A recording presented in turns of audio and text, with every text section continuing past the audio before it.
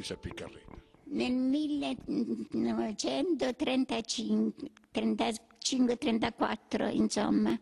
Poi per mezzo di Rosaria Bucci siamo andati a trovarla, che era raro entrare nella casa, nella stanza di Luisa. E allora per me è stata una grande gioia nel vederla.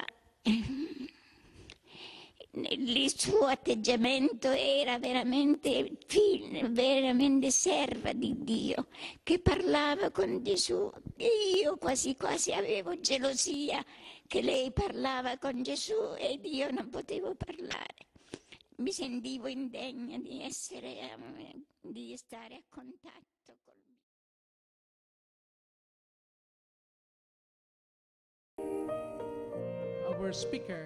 Notre orateur d'aujourd'hui a fait un long chemin depuis Rome. Le père Joseph Leo Iannuzzi est un ancien doctorant de l'université pontificale grégorienne. Il a obtenu 5 diplômes d'études supérieures qui portent sur la médecine, l'anthropologie, la sociologie, la philosophie et la théologie. Il a pratiqué également à un bon niveau le violon et la lutte.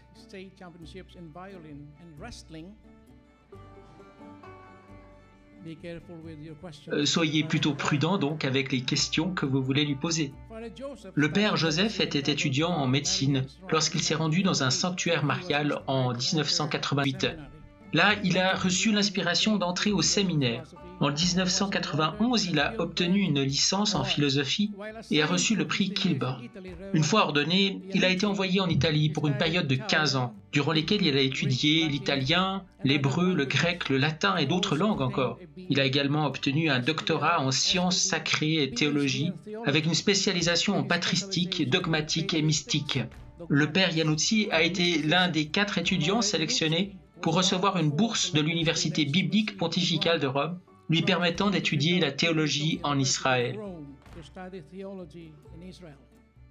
Pendant son séjour à Rome, il a assisté l'exorciste de Rome, le père Gabriel Amors, et a écrit plusieurs livres sur la prophétie et la révélation. Il est apparu sur la chaîne de télévision catholique américaine EWTN et a animé plusieurs émissions de télévision et de radio nationale. Il a traduit de nombreux ouvrages théologiques en anglais et est l'auteur de 5 publications. Le père Iannuzzi a découvert pour la première fois les écrits de la mystique italienne Luisa Piccarreta il y a plus de 20 ans, alors qu'il faisait une heure sainte dans un monastère trappiste. Par un coup de la Providence, un volume de Luisa avait été laissé sur un banc vide devant lui.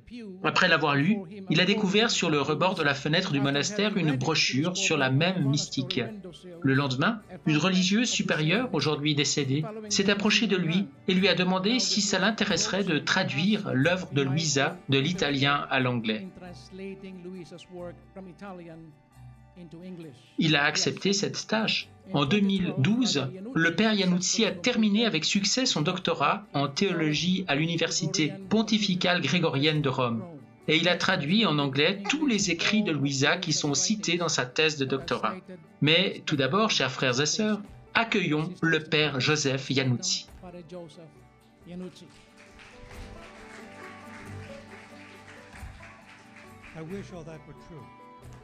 Puisse tout cela être vrai. Merci à Sapinal et à son épouse ainsi qu'aux 2 autres anges autoproclamés. Larissa, merci d'avoir coordonné la retraite. C'est une belle expérience d'être dans un environnement catholique riche où la foi est vivante.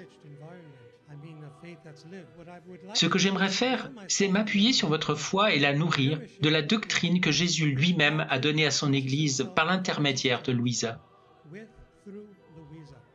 Il a transmis à son Église une doctrine de la vie dans la divine volonté en se servant d'une femme italienne du monde rural et presque illettrée qu'il a pu remplir entièrement de sa doctrine.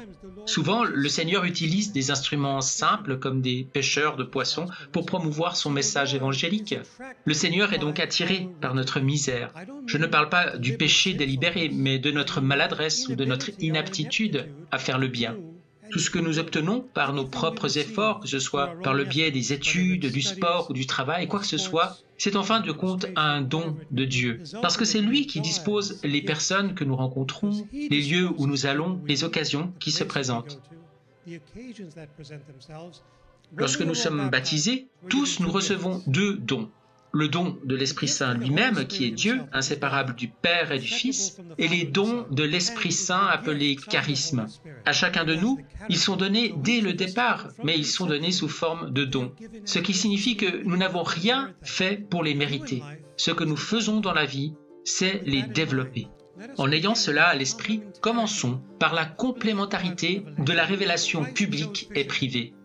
Le Christ a choisi des pêcheurs de poissons pour nous procurer le fondement de notre foi, c'est-à-dire les Saintes Écritures, le Nouveau Testament en particulier, l'Évangile. Cette prédication des apôtres est connue sous l'expression grecque « kérigma ton apostolo », la proclamation pascale des apôtres, car elle a commencé après la résurrection du Christ le dimanche de Pâques. Après la résurrection et après que ce message ait été prêché et écrit sous une forme normative appelée la Sainte Écriture, d'autres révélations post-bibliques ont eu lieu. Nous les appelons des révélations privées. Ainsi, la fête d'aujourd'hui, le Sacré-Cœur, trouve son origine dans les révélations reçues par une mystique française, Sainte Marguerite Marie Alacoque.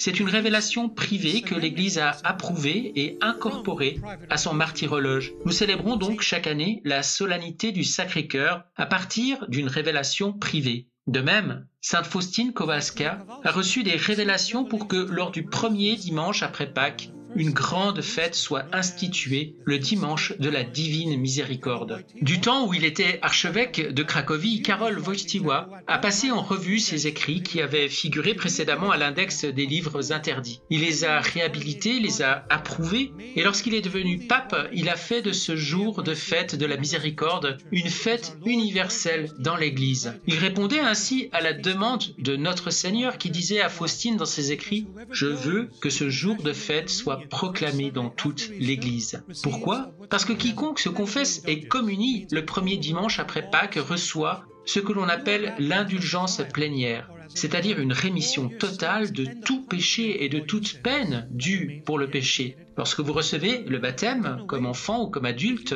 tous vos péchés, ainsi que les peines dues pour vos péchés qu'il resterait à purger en purgatoire, sont effacés.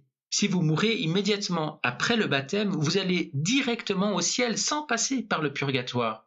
Par contre, si plus tard vous allez vous confesser recevant cet autre sacrement de la réconciliation, la peine due pour le péché n'est pas retirée. Seuls les péchés sont enlevés. Ils le sont pour que vous puissiez aller au ciel. Mais il se peut que vous deviez passer par le purgatoire à cause de la peine due pour ces péchés. Au jour de la fête de la Divine Miséricorde, tous les péchés et les peines sont enlevés. Cela arrive une fois par an, au jour de la fête de la Miséricorde. Et ce don est le fruit d'une révélation privée. C'est ainsi que les révélations privées, lorsqu'elles sont authentifiées par l'Église, peuvent être importantes. Ensuite, nous avons les révélations privées de Luisa Picaretta. Elle aussi a reçu des révélations privées de notre Seigneur qui nous amènent à la connaissance du don de la vie dans la divine volonté. Ce don, Jésus dit à Luisa que c'est le plus grand don que Dieu pouvait faire à la race humaine. Il achève l'œuvre de la rédemption, dans le sens où le Christ, en lui-même, a tout achevé.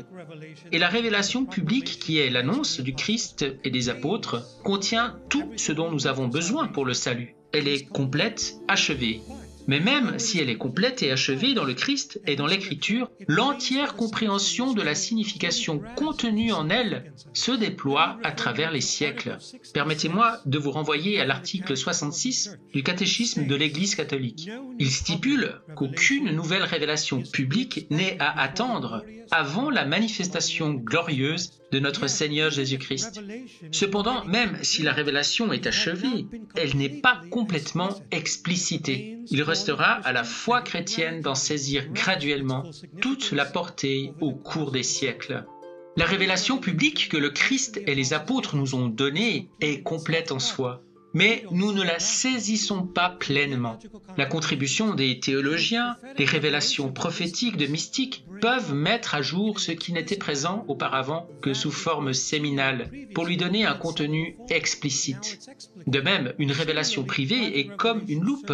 Elle n'ajoute rien à la révélation publique, mais elle met en valeur certains des trésors les plus riches qu'elle contient, sur le plan spirituel, doctrinal, des trésors dont nous n'avions peut-être pas la moindre idée auparavant, ou dont nous n'avions qu'une connaissance implicite pendant des siècles, voire des millénaires.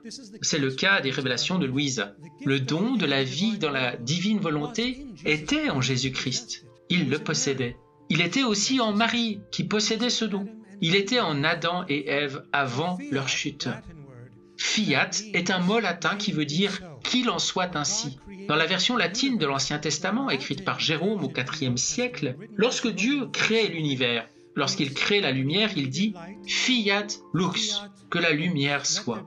Lorsque Marie est visitée par l'ange Gabriel qui lui demande si elle accepte de devenir la mère de Dieu, elle dit en latin « Fiat mihi secundum verbum tuum », qu'il me soit fait, fiat, selon ta parole. Ainsi, lorsque Dieu crée le monde, il dit fiat au cours des 5 premiers jours de la création, puis le 6e jour, il fait l'homme et la femme à son image et à sa ressemblance. Le Fils, lorsqu'il vint sur terre, s'adressant à son Père céleste, qui désirait qu'il vienne nous sauver, il lui dit « Fiat, qu'il en soit ainsi ». Et ensuite, l'Esprit Saint, au cours de ces dernières années, avec le don de la vie dans la divine volonté, nous dit maintenant « Fiat », que le don qu'Adam et Ève possédaient avant le péché originel, que Jésus et Marie possédaient, eux qui étaient sans péché, que ce don soit actualisé en toute nature humaine, car le temps est venu. Je vais vous expliquer ce que cela implique exactement, ce que signifie vivre dans la divine volonté, et à quoi ressemblait ce don quand Adam et Ève le possédaient, quand Jésus et Marie le possédaient, et ce qu'il sera quand nous le posséderons, si nous ne le possédons pas déjà. Adam et Ève ont été créés comme les créatures les plus parfaites que Dieu puisse jamais créer. Hommes et femmes, la nature humaine est la plus grande œuvre dans l'ordre matériel que Dieu puisse créer. De toute éternité, Dieu a choisi de devenir l'un des nôtres. Lorsque Dieu a créé Lucifer, il a permis à Lucifer d'avoir une vision du Christ, de la future incarnation du Fils de Dieu. Lucifer, étouffant d'envie, a dit « Je ne permettrai jamais à un Dieu que j'adore d'assumer une nature humaine si pauvre et inférieure à notre intellect.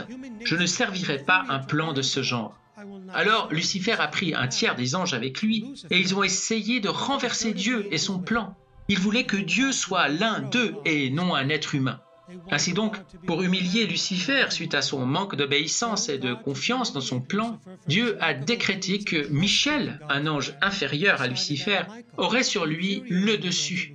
Jésus dit dans l'Écriture « J'ai vu Satan tomber du ciel comme l'éclair ». Lucifer est devenu Satan et il a été envoyé en enfer avec ses anges, dans des régions quelque peu ténébreuses, d'où ils viennent pour nous tenter. Et dans le livre de Job, dans l'Ancien Testament, nous voyons Satan errer sur la terre. Et Dieu dit à Satan, « Que fais-tu » Il répondit, « Je rôde sur la terre à la recherche de quelqu'un à tenter. » « As-tu vu mon serviteur Job, à quel point il m'est fidèle ?» Et Satan se mit alors à tenter Job. Dieu permit qu'il le mette à l'épreuve, tout comme il lui a permis de mettre son fils à l'épreuve dans le désert à 3 reprises. C'était donc le début et la fin du plan A. Le plan A consistait à faire en sorte que les anges, y compris Lucifer et toutes les autres créatures qui devaient exister après lui, y compris l'homme et la femme, vivent ensemble en parfaite harmonie.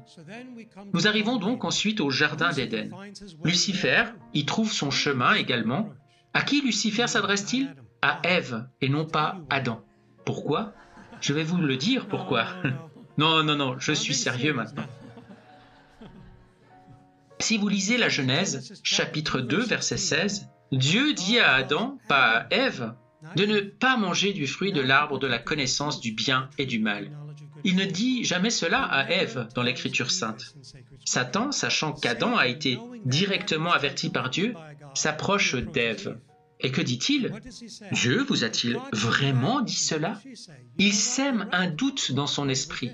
Il n'aurait pas pu faire ça avec Adam parce que Dieu lui avait parlé directement. Donc, il conduit Ève au péché. Saint Paul dit qu'elle a péché et qu'elle a ensuite conduit Adam à pécher. Les gens m'ont souvent demandé, « Père, en quoi consiste le péché originel? Était-ce un acte du corps, un acte de l'âme? Jésus dit à Louisa que cela n'avait absolument rien à voir avec un acte corporel. C'était un acte de la volonté. Le fruit était simplement une représentation de l'obéissance à la volonté de Dieu. Cela aurait pu être n'importe quoi. C'était un fruit, l'un des nombreux fruits des nombreux arbres du jardin. Et ils ont échoué à ce seul test. Adam et Ève ont alors perdu les dons préternaturels de Dieu qui étaient l'impassibilité, la science infuse, l'immortalité et l'intégrité, c'est-à-dire le fait qu'ils n'étaient pas soumis à la concupiscence, à la luxure. Que signifie la science infuse? Adam avait toutes les connaissances de tous les arts et de toutes les sciences, de la musique et du chant. Il connaissait les propriétés de toutes les herbes et plantes. Il avait la connaissance du cosmos entier. Et par un seul acte de rébellion, par un seul péché, il a tout perdu. Je dis Adam et non Ève, parce que c'est essentiellement le péché d'Adam qui a infecté la race humaine et non celui d'Ève. Parce que le commandement a été donné à Adam. Il était le chef de la race humaine. Dans le livre de la Genèse, les deux récits de la création le confirment. Adam a été créé le premier en tant que chef. Et il a demandé un partenaire. Non pas qu'Ève n'ait été imaginée par Dieu qu'après coup. Non, Dieu a toujours su qu'Ève ferait partie du plan originel. Il avait été prévu qu'ils seraient deux dès le départ, dès avant la création d'Adam.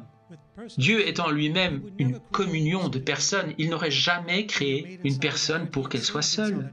Nous sommes créés solidairement et sauvés solidairement.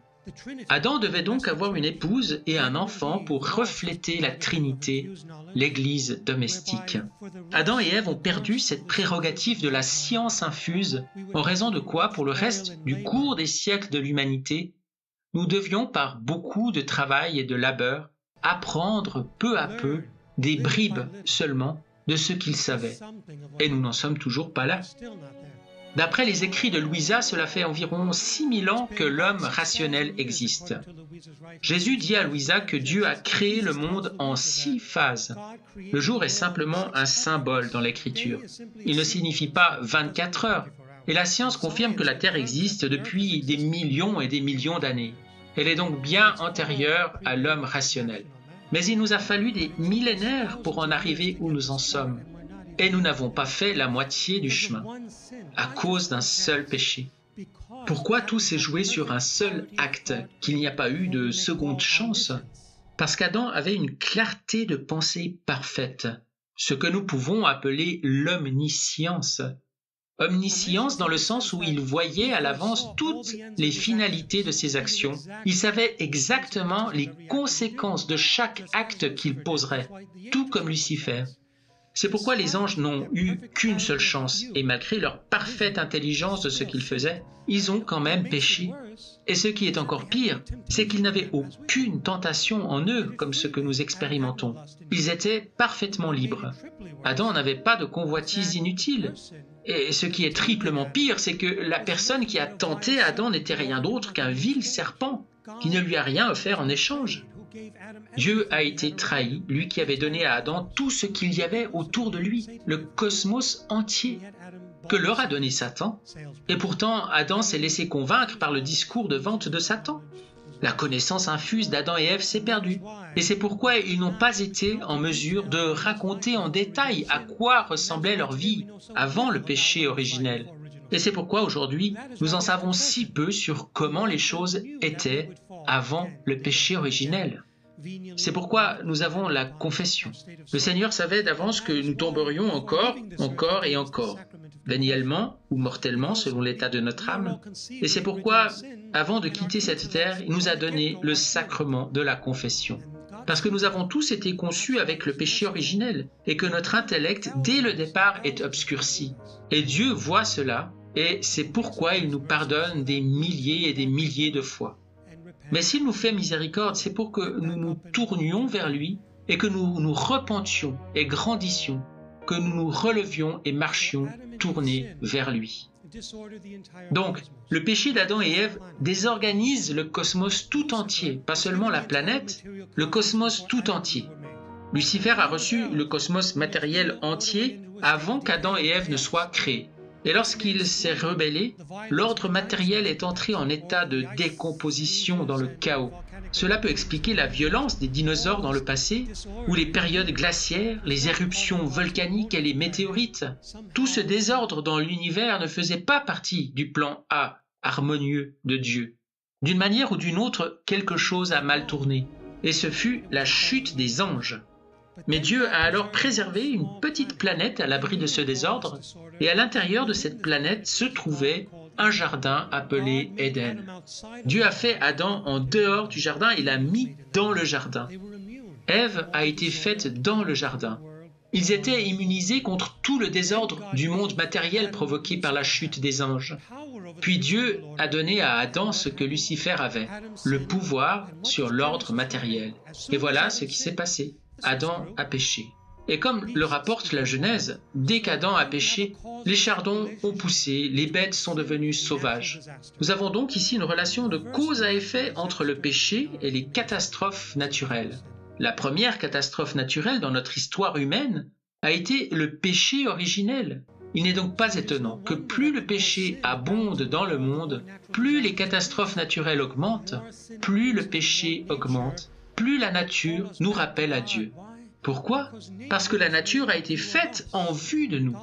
Dieu a créé Adam et Ève après les 5 jours de la création, afin que lorsqu'Adam viendrait à la vie par le souffle de l'Esprit Saint, ce dernier mette en mouvement sa mémoire pour qu'il se rappelle tout ce qui l'entoure, le soleil et la lune, les étoiles, les arbres, les animaux, toutes ces choses qui lui étaient parfaitement soumises. Ainsi, quand Adam et Ève ont péché, la nature s'est retournée contre eux, parce qu'ils s'étaient retournés contre la nature. Les animaux sont devenus sauvages, les épines ont poussé, et le vieillissement, la mort, toutes les conséquences du péché sont apparues. Ils ont perdu la connaissance infuse, ils ont perdu l'immortalité, et ils ont perdu l'intégrité. Le Concile de Trente déclare que même après avoir été baptisés, il reste en nous ce qu'on appelle la concupiscence, l'inclination au péché. Le baptême ne fait donc pas tout. Il commence le travail de sanctification. Certes, il enlève définitivement le péché originel et nous réinsère dans la famille chrétienne du Christ par laquelle nous devenons une nouvelle créature. Mais la bataille ne fait que commencer.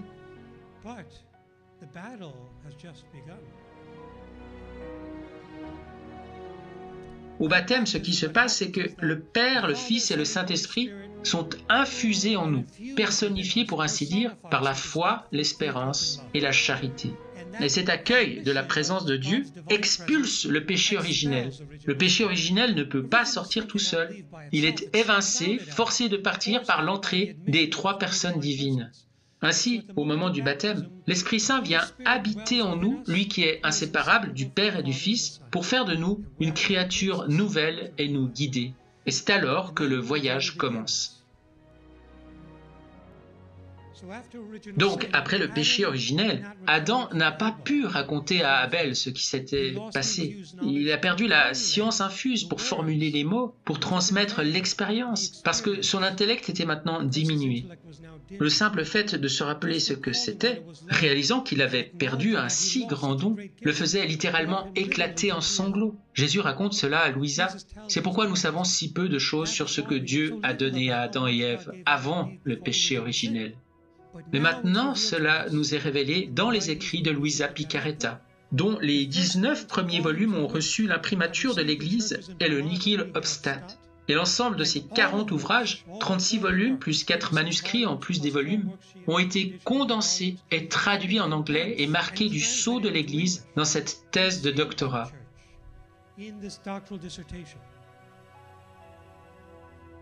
Louisa a écrit plus de 5000 pages. Très peu de personnes pourront lire tout ce qu'elle a écrit. Il s'agissait principalement pour la hiérarchie de faire une revue systématique et théologique, de la comparer avec la tradition et les enseignements magistériels de l'Église, et de condenser ces milliers de pages d'écrits et de les décomposer en termes simples, en petits livres pour les laïcs. Cela commence maintenant. Tous les travaux de Louisa ont été traduits en anglais. Les 5000 pages et plus sont condensés ici en 400 pages. Ce travail a été soumis à la Congrégation pour la doctrine de la foi et à celle pour la cause des saints, à Rome, et à l'archidiocèse qui a ouvert la cause de béatification, de sorte que le travail peut maintenant commencer. Diceva, quando la conobbi la prima volta, io dissi, Luisa, mi voglio far suora. Ti vuoi fare suora? La tua volontà sotto i piedi. Voleva inculcarmi l'obbedienza, la sottomissione ai superiori. Se tu devi essere una sposa di Cristo, devi avere queste caratteristiche, altrimenti che sposa sei? Prima di entrare in comunità ho voluto salutare Luisa e affidarmi alle sue preghiere. È stata lei che forse ha dato forza alla mia vocazione.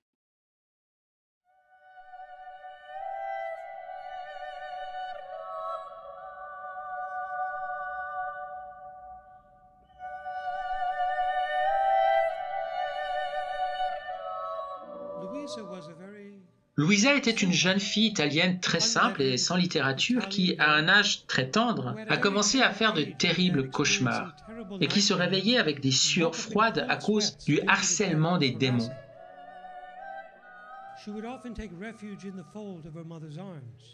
Elle se réfugiait souvent dans les bras de sa mère et quoique peu instruite, ses parents lui enseignèrent notamment le Notre Père et l'Ave Maria. Elle se réfugiait en priant l'Ave Maria. C'est le début de la dévotion de Luisa à la Sainte Mère qu'elle invoquait souvent comme la Mamma Celeste, la Maman Céleste.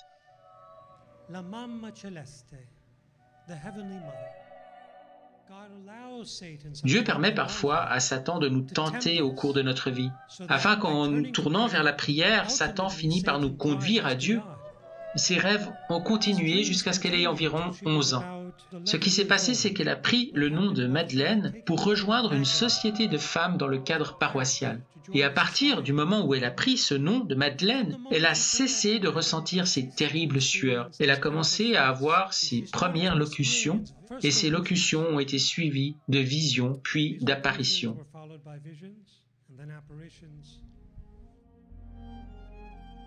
Elle est née le 23 avril 1865, exactement 130 ans après la naissance de Luisa. Le pape Jean-Paul II a fait de cet anniversaire la fête de la miséricorde divine. Le 23 avril 1874, à l'âge de 9 ans, Luisa a reçu sa première communion de son curé, le père Fouriot. Et c'est alors qu'elle a commencé à entendre la voix de Jésus à l'âge de 9 ans. On appelle cela des locutions, des voix intérieures. Et elles prennent pour ainsi dire 3 formes différentes que saint Jean de la Croix appelle successives, formelles et substantielles. Il dit que nous pouvons percevoir les 2 premières, successives et formelles, si nous sommes disposés et recueillis, loin du bruit et des distractions. Dieu parle à notre conscience dans le silence. Le 3e type est un don surnaturel, à savoir des locutions substantielles qui s'imposent à vous même si vous êtes au milieu d'une conversation. Celles-ci sont rares. Et Luisa bénéficiait de tels dons mystiques et extraordinaires. En 1878, Luisa reçoit sa première vision de Jésus portant la croix. Elle est alors âgée de 13 ans. Lorsqu'elle a eu cette vision de Jésus, elle l'a vu porter la croix entourée d'une foule de soldats romains et de gens qui hurlaient, se moquaient de lui crachaient dessus, le battaient. Il l'a regardée et il lui a dit « Anima aiutami » « Âme, aide-moi ».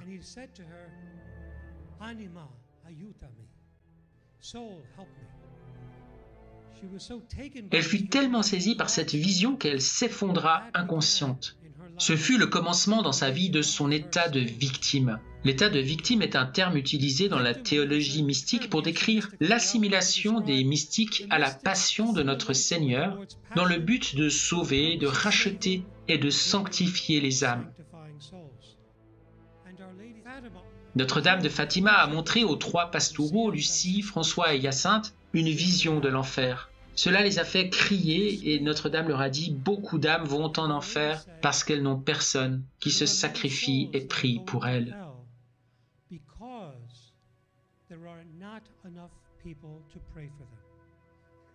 Nous pouvons donc sauver des âmes par nos prières et nos sacrifices. C'était le but de l'état de victime de Louisa. Elle a été choisie par Dieu pour faire des sacrifices, pour prendre sur elle le sacrifice de Jésus pour sauver des âmes. C'est ce qu'on appelle l'état de victime.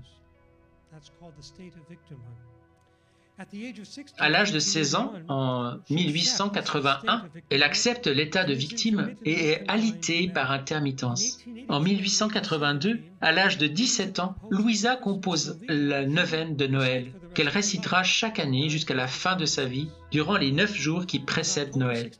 Le 16 octobre 1888, un an plus tard, elle expérimente son premier mariage spirituel sur Terre, à l'âge de 23 ans.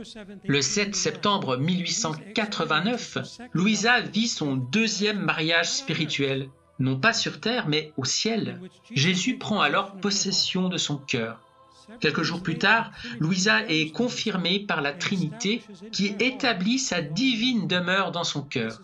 C'est alors que Dieu lui fait le don de vivre dans la divine volonté. Aucun saint n'a jamais fait l'expérience d'un mariage spirituel au ciel. Dans une entrée non datée après le 7 septembre 1889 et avant février 1899, Louisa fait l'expérience de son troisième mariage, le mariage spirituel de la croix, où elle commence à souffrir avec Jésus presque continuellement pour le salut des âmes, pour éviter les châtiments sur terre qu'elle voyait à l'avance dans des visions mystiques, pour influer sur l'issue de la Première et de la Deuxième Guerre mondiale qu'elle a traversée, sur l'épidémie de choléra qu'elle a connue, pour atténuer les effets de ces atrocités. Puis, le 28 février 1899, en obéissance à son confesseur, elle commence à écrire. Elle devait écrire de mémoire ce qu'elle avait vécu précédemment. C'est pourquoi elle a laissé de côté les dates dont elle ne se souvenait pas.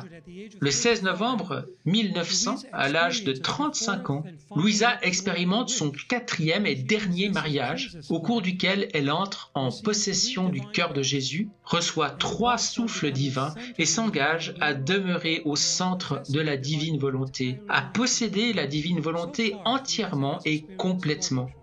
À ce stade, Louisa a vécu 4 mariages, ce qui suggère une progression vers le centre de la divine volonté dans lequel elle entre le 16 novembre 1900.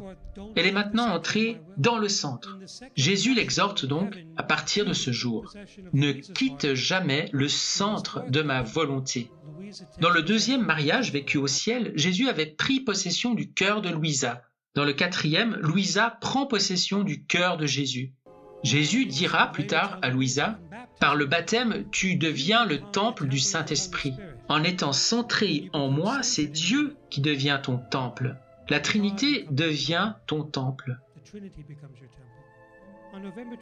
Le 12 novembre 1925, le pape Pie XI institue la fête du Christ roi. C'est très significatif et prophétique, car c'est à peu près à cette époque que la divine volonté est établie en Louisa, puis en d'autres saints, comme Sainte Faustine, Padre Pio, Mère Teresa de Calcutta, la bienheureuse Dina Bélanger, la vénérable Concepción Armida, Maximilien Kolb, la servante de Dieu Marthe Robin, le père Annibal des Francia, lui qui sera canonisé par Jean-Paul II et qui fut le confesseur et le censeur ecclésiastique de Louisa, et d'autres encore. Le 7 octobre 1928, à la demande d'Annibal, qui a fondé 2 ordres, les pères rogationnistes et les sœurs du Divin Zèle, Louisa entre au couvent des sœurs du Divin Zèle, où elle vivra exactement 10 ans, jour pour jour. Ce couvent, elle l'appellera la maison de la divine volonté. Et il y a aujourd'hui un tabernacle placé exactement à l'endroit où se trouvait le lit de Louisa. C'est maintenant une chapelle.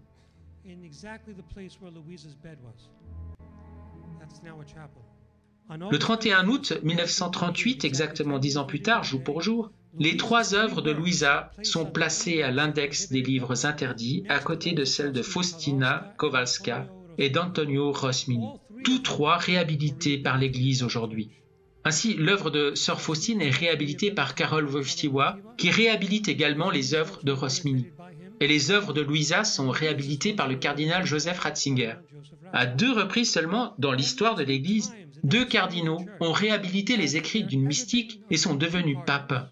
Karol Wojtyła a réhabilité les écrits de sa compatriote Faustine et a établi en réponse à ces écrits une fête universelle dans l'Église, obligeant que tous les livres liturgiques, tant le missel que le prêtre lit sur l'autel, que le lectionnaire ainsi que le bréviaire, doivent mentionner cette fête de la divine miséricorde au premier dimanche après Pâques.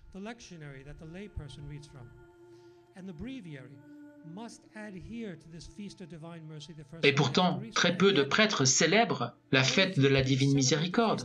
C'est un indulte que le pape a publié dans lequel il dit que tous les livres liturgiques doivent ajouter cette fête. Ce peu d'empressement à répondre aux injonctions du pape s'explique en partie par le peu d'importance qui est généralement accordée aux révélations privées. Le cardinal Ratzinger a été le deuxième cardinal à devenir pape après avoir réhabilité les écrits d'une mystique, à savoir Louisa. Donc dans la vie, il suffit de réhabiliter les écrits d'une mystique pour devenir pape. C'est tout ce qu'il faut. C'est le raccourci qui conduit droit à la papauté. Louisa a été appelée la petite fille de la divine volonté. C'est le titre que lui a donné Jésus. Marie, elle, est la mère de la divine volonté. Un jour, Louisa a demandé à Jésus, « Quand serai-je la grande fille ?» Et il lui a répondu, « Tu seras toujours la petite fille, parce que Marie est la grande fille, et aussi la mère de l'Église. » On peut donc dire que le pape Jean-Paul II a été le pape de la divine miséricorde, et que Benoît XVI est le pape de la divine volonté. Et la miséricorde divine et la volonté divine fonctionnent ensemble. Elles vont la main dans la main.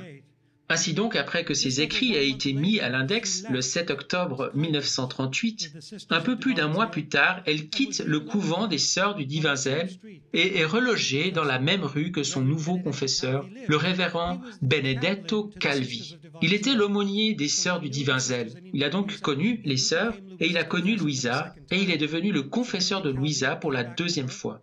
Benedetto Calvi est donc revenu auprès d'elle et a été désigné comme confesseur par son évêque.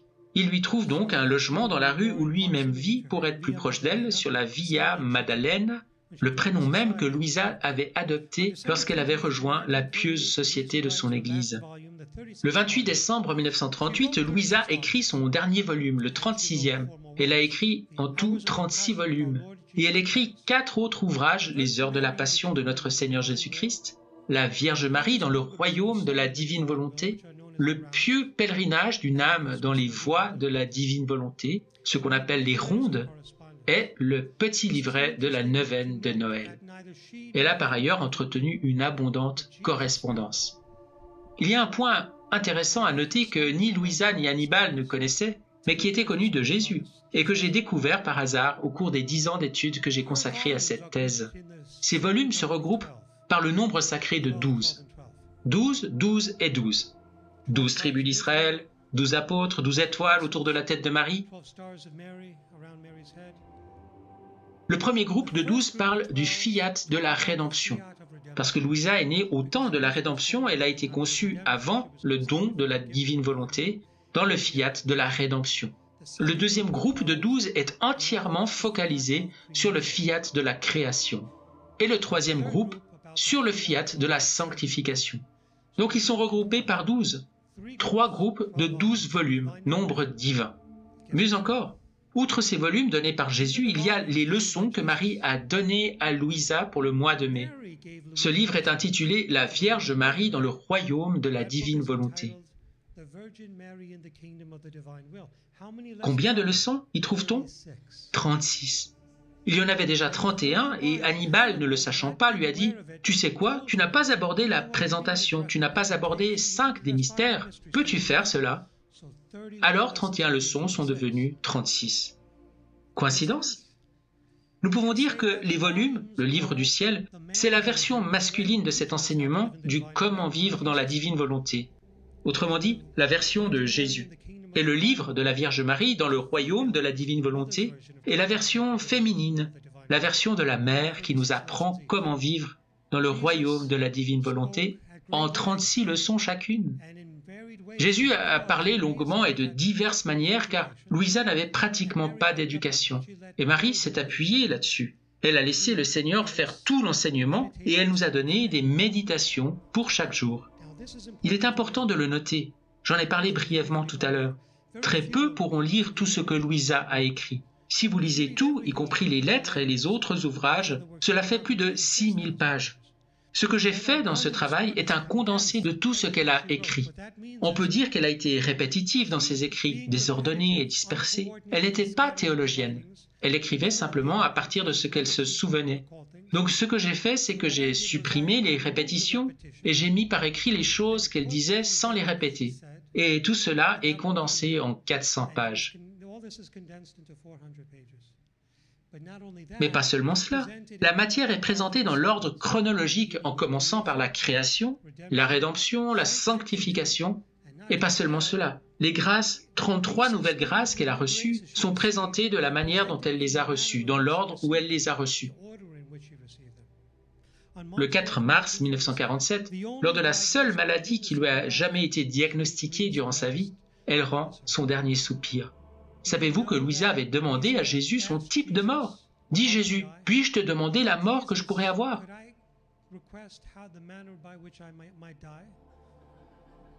Il lui répondit, vas-y, parle, j'aimerais mourir d'une pneumonie. Et il a répondu à ses prières. Le 20 novembre 1994, sa cause de béatification s'est ouverte et elle a reçu le titre de servante de Dieu. Et le 29 octobre 2005, la phase diocésaine de sa cause de béatification est achevée. En novembre 2012, la première thèse de doctorat est défendue et approuvée et reçoit les sceaux de l'Université du Vatican sous l'autorité du Saint-Siège. La thèse dont je viens de vous parler. Et elle a été publiée il y a tout juste un mois environ. Le livre s'intitule « Le don de la vie dans la divine volonté selon les écrits de Louisa Picarretta ». Parlons un peu de la création et de ce qu'Adam et Ève faisaient en Éden. Que pensez-vous qu'ils faisaient dans le jardin d'Éden? Avant de répondre, considérez que dans le ciel, en Éden avant le péché, l'accent n'était pas mis sur le faire, mais sur l'être. Ils étaient unis à Dieu dans l'extase. Donc il n'y avait pas vraiment de temps, ils ne comptaient pas les minutes ou les secondes, vous savez. Il y avait une progression, une croissance et une avancée dans la sainteté. Tout comme c'est le cas au paradis. Le ciel est une croissance continue dans la sainteté. Ce n'est pas statique, ce n'est pas inamovible. Le ciel est une croissance constante, un dynamisme ancré en Dieu, dans la Trinité des personnes. Et Louisa décrit cela en détail, comment les anges et les bienheureux du ciel se baignent dans la lumière de Dieu. Et plus ils baignent dans cette lumière divine, plus ils grandissent dans sa connaissance et dans sa présence, dans son être, et ils participent à cet être. Bien sûr, ils ont des choses à faire. Ils intercèdent, ils ont des missions pour lesquelles ils sont envoyés, ils protègent, ils défendent ceux qui ont reçu la lumière de Dieu. Tout cela appartient aux interconnexions entre les ordres matériels et spirituels. Dans la création, ce qu'Adam faisait principalement, c'était de glorifier Dieu au nom de toute la création, dans et par la création. Au 3e chapitre de Daniel, versets 57 et suivants, vous trouverez une prière par laquelle Daniel, l'auteur, parcourt le cosmos, glorifiant Dieu au nom de chaque chose créée.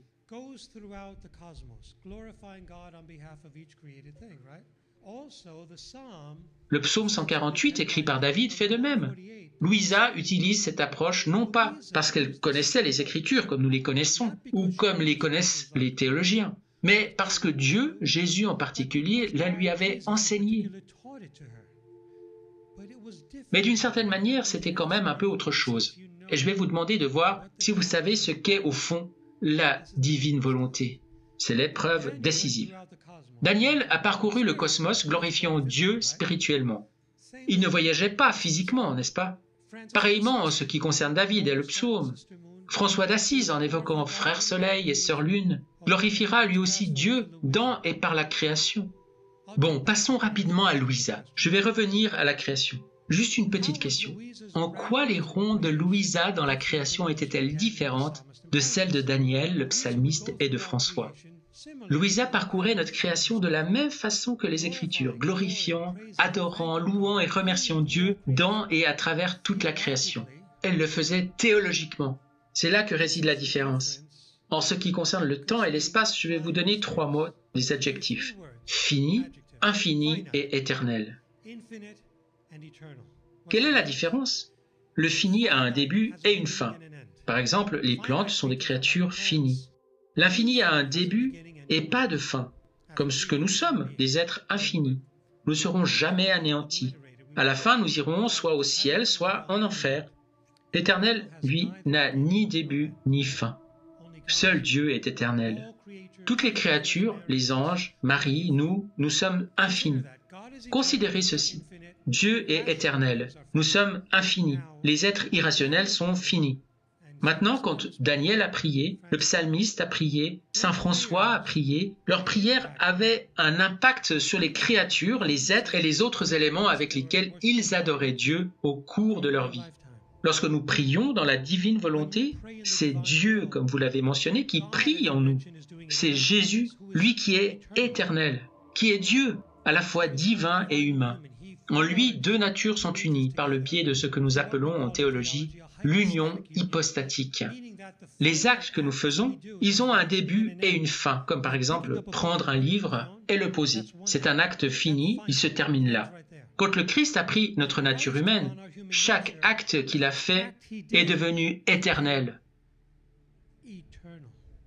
Chaque acte a été fusionné, tressé, greffé avec sa nature éternelle, le rendant divin.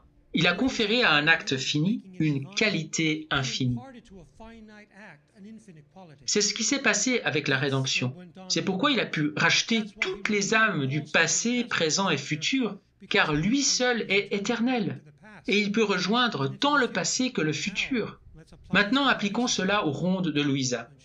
Lorsqu'elle faisait ses rondes dans la volonté divine, elle suivait le même schéma extérieur que Daniel et le psalmiste et Saint François. Mais une fois que la divine volonté s'est établie en elle, c'est la Trinité qui agit. Ses prières ont donc un impact non seulement sur toutes les créatures de son temps, mais aussi sur le passé, le présent et l'avenir. C'est la différence qu'il y a en vivant dans la divine volonté par rapport aux saints du passé qui priaient en parfaite conformité avec la volonté de Dieu. Ils n'ont pu avoir un impact sur les êtres humains et les créatures qu'au cours de leur vie. C'est ce que Jésus dit à Louisa. Si ma divine volonté n'avait pas été la force motrice de mes actions humaines, ma rédemption aurait été limitée à quelques générations. Pourquoi dit-il quelques générations et pas une seule? Parce qu'au cours de sa vie, 3 générations environ se sont succédées.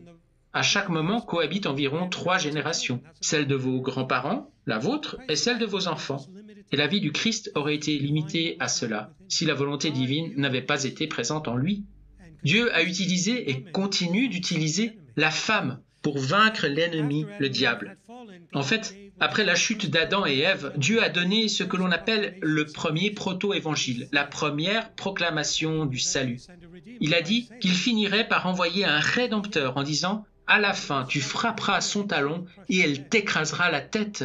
Manière de dire qu'un futur rédempteur naîtra de Marie qui vaincra le péché et Satan par sa résurrection. Dans le livre de l'Apocalypse, chapitre 12, nous la retrouvons.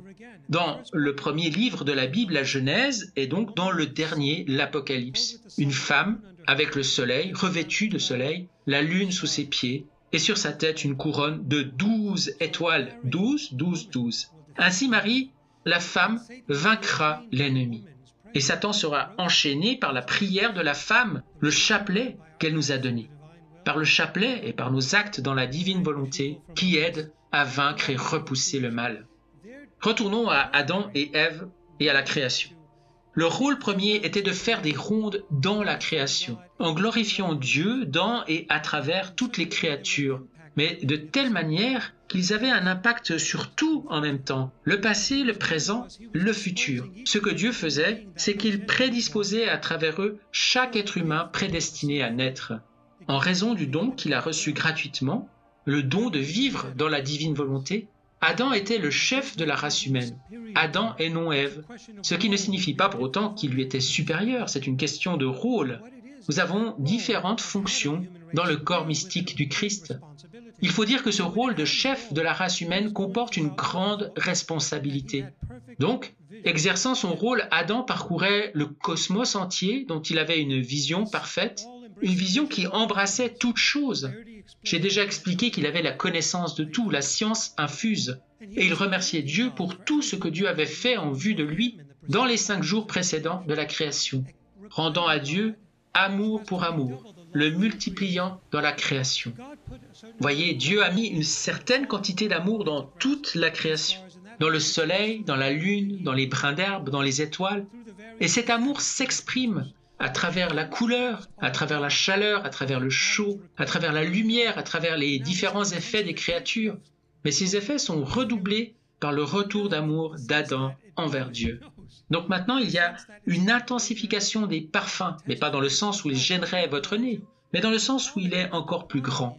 Une intensification de la lumière, non pas qu'elle vous aveugle, mais de sorte que la qualité, non la quantité, s'en trouve intensifiée.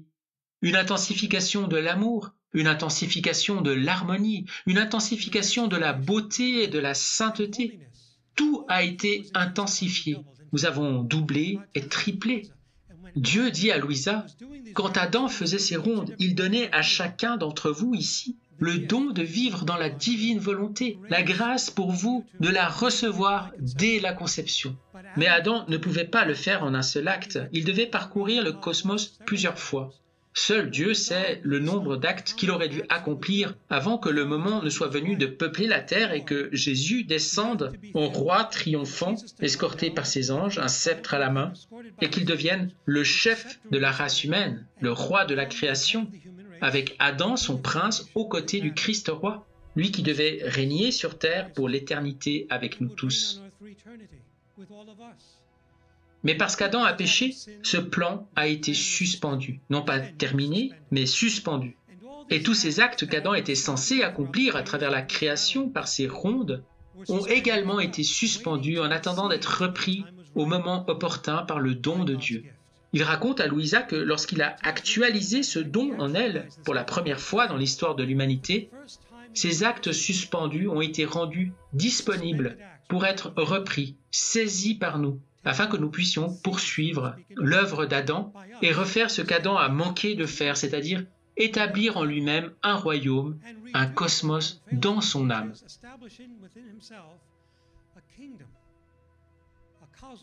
Chacun d'entre nous est appelé à faire exactement ce qu'Adam était censé faire. C'était le rôle d'Adam. Maintenant, Ève entre en scène en tant que sa belle et adorable partenaire, toujours obéissante, toujours soumise, toujours à faire tout ce qu'il demande sans jamais se plaindre. Ève était une parfaite icône d'Adam. Et ils étaient parfaits. C'était un mariage fait au ciel. Adam devait parcourir le cosmos et déposer en lui tous les actes. C'est une chose dont nous n'avons jamais entendu parler. Parce que maintenant, il nous est révélé ce qui se passait en Éden, ce qui n'avait jamais été révélé auparavant, du fait qu'Adam était devenu incapable de l'exprimer, ayant perdu la science infuse. Mais Jésus nous donne tout cela à travers Louisa. Donc maintenant, nous savons quel était le rôle d'Adam. En tant que chef, il devait incorporer en lui-même, en les assimilant à ses actions, toutes les actions de tous les êtres humains qui n'étaient pas encore nés. Ainsi, pendant qu'il marchait, il se rappelait les pas de chacun. Souvenez-vous, il avait une vision globale de tout le monde. Pendant qu'il priait, il appelait dans ses prières les prières de tout le monde. Et il les déposait, c'est le mot que Louisa utilise, les déposait dans son âme en élargissant son âme pour contenir chaque acte de chaque créature, rationnelle ou irrationnelle, qui serait jamais créée. Une fois tout cela accompli, le royaume aurait été établi. Mais cela a été interrompu par le péché originel et le royaume n'a jamais été établi. Louisa a été la première créature à établir cela après Marie, et donc la première créature conçue dans le péché. Le rôle d'Ève avant le péché était de recevoir d'Adam tous les actes qu'il déposait en lui, de les recevoir de lui et de les transmettre à sa progéniture. Adam devait les transmettre à ses enfants par l'intermédiaire d'Ève. Elle était le conduit. Tout comme Marie, qui est la médiatrice de toute grâce, reçoit la grâce de Jésus et nous la transmet. Et c'est le plan B. Le plan A était Adam et Ève. Donc, Adam devait donner le dépôt et Ève le transmettre, à l'instar de l'homme qui donne la semence et de la femme qui ensuite nourrit la semence et fait naître la semence.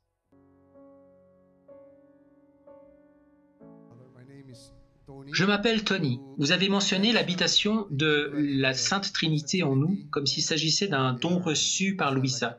Mais cela m'a aussi rappelé le passage « Je suis en vous et vous êtes en moi, et le Père vit en moi, et nous viendrons faire notre demeure en vous. » N'était-ce pas là déjà une forme préalable de cette habitation?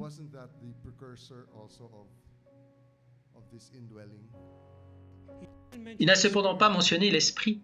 Il a dit que le Père viendrait, mais cela ne signifie pas que l'Esprit était absent. Si nous voulons comprendre les différentes écoles de théologie concernant l'inhabitation de la Sainte Trinité, nous devrions d'abord considérer la patristique. Il s'agit des premiers théologiens de l'Église catholique. La patristique signifie les pères, les premiers pères de l'Église, comme saint Augustin, saint Cyril de Jérusalem, etc. Ensuite, vous avez les théologiens médiévaux, regroupés sous le terme de scolastique, Thomas d'Aquin, Bonaventure, Bernard de Clairvaux. Ils ne sont pas toujours d'accord les uns avec les autres. Quand pour ma thèse j'ai dû comparer le texte de Louisa avec les écrits des pères de l'Église, les écrits des scolastiques et les écrits de ceux qui ont suivi la scolastique, connus sous le nom de théologiens du ressourcement, j'ai dû les présenter de telle manière que le texte de Louisa trouve son appui dans l'une de ces trois sources de théologie. En ce qui concerne l'inhabitation de la Trinité, les pères de l'Église ont plus réfléchi que les scolastiques à l'inhabitation trinitaire. Thomas était de l'avis des scolastiques que seul le Saint-Esprit vient habiter en nous au moment du baptême. Il ne mentionne ni le Père ni le Fils. Ce qui est vrai à partir des missions de chaque personne considérées sous l'angle de leur appropriation divine. Le Père crée, le Fils rachète et l'Esprit sanctifie. Or le baptême est sanctification. Donc il est vrai que le Saint-Esprit vient habiter en nous au moment du baptême. Cependant, avec ce don nouvellement actualisé de la vie dans la divine volonté, le Saint-Esprit vient habiter en nous au moment du baptême, mais il est inséparable des deux autres personnes, n'est-ce pas? Qui vient s'incarner dans l'Eucharistie? Le Père, le Fils ou l'Esprit? Quid du Père et de l'Esprit s'ils sont inséparables? Vous voyez ce que je veux dire? Ce n'est pas parce que nous disons que l'Esprit vient habiter que le Père et le Fils ne sont pas là. La question ne se résume pas à la présence, mais à l'opération. Le Père et le Fils sont là avec l'Esprit parce qu'ils sont inséparables. Mais l'Esprit opère en nous au moment du baptême. Le Père et le Fils concourent à cette œuvre, mais c'est l'Esprit qui en est l'agent. Avec le baptême, nous avons reçu l'opération du Saint-Esprit. Maintenant, avec le don de la divine volonté, le Père et le Fils s'actualisent aussi pleinement. Et ils n'opèrent pas moins avec véhémence que le Saint-Esprit, ce que l'on ne peut pas dire du baptême. Dieu est plus présent dans un enfant baptisé qu'il ne l'est dans un brin d'herbe. Dieu est plus présent chez un mystique que chez un enfant baptisé. Dieu est plus présent dans l'Eucharistie qu'il ne l'est dans tout autre être humain, car on y trouve son corps, son sang, son âme et sa divinité. On y trouve contenu une personne divine, alors que lorsque nous le recevons, nous restons une personne humaine. Lorsque nous le recevons dans la divine volonté, il y a certainement une double opération qui se déroule, qui procure une plus grande gloire, mais pour résumer, Marie a reçu l'inhabitation de la Sainte Trinité dès son immaculée conception. La sagesse du Fils, la puissance du Père et l'amour de l'Esprit possédaient littéralement son intellect, sa mémoire et sa volonté, son souffle, son battement de cœur et son âme. Ils étaient sa force motrice, de manière rapprochée et non pas lointaine. Ce sont eux qui faisaient les actes en Marie. Elle ne les faisait pas, elle coopérait avec les actes de la Trinité. Quand je dis leurs actes, il faut garder à l'esprit que l'opération de Dieu est unique. Mais cette opération absorbe tous nos actes finis et en Marie, il l'absorbe de telle manière que c'est Dieu qui faisait les actes de Marie. Elle coopérait simplement à l'acte du Père à travers sa volonté, l'acte du Fils à travers chaque pensée, son intellect, l'acte de l'Esprit à travers les éléments déposés et actualisés dans sa mémoire. Alors que chez les baptisés, ce n'est pas le cas. Saint Charles Borromée, un autre penseur scolastique, a dit, et le catéchisme catholique le souligne, « Dans le baptême, Dieu n'accomplit pas l'acte quand nous faisons nos actions. C'est nous qui les faisons, Dieu nous dispose, mais c'est nous qui posons nos actes. » Et Borromée va jusqu'à dire que Dieu nous assiste à distance par la grâce, mais nous faisons l'acte. Avec le don de la vie dans la divine volonté, les trois personnes divines font l'acte en nous. Et tout ce que nous faisons, c'est coopérer. La Sainte Mère est l'épouse du Saint-Esprit. J'aimerais en savoir plus à ce sujet. Qu'est-ce que cela signifie? Je vous remercie. Moi aussi, j'aimerais le savoir.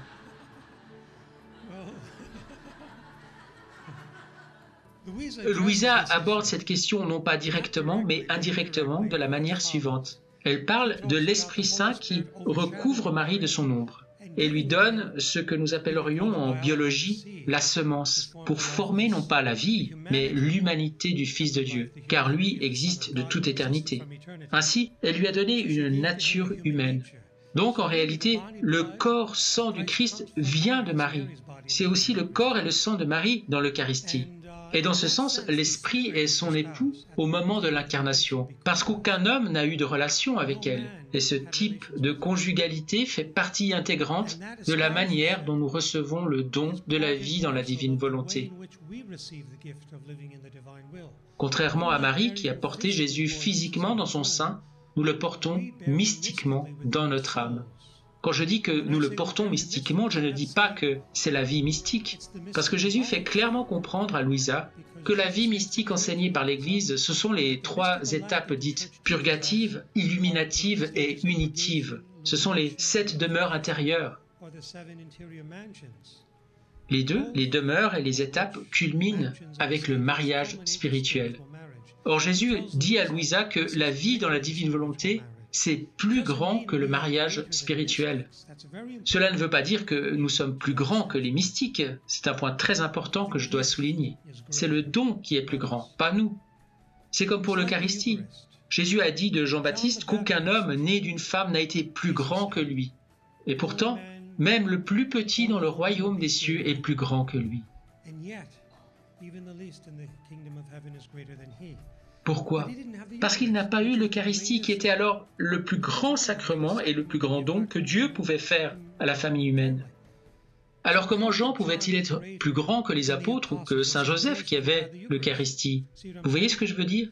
Ce n'est pas parce que l'Eucharistie est le plus grand don que nous sommes nécessairement plus grands que Jean-Baptiste, humainement parlant.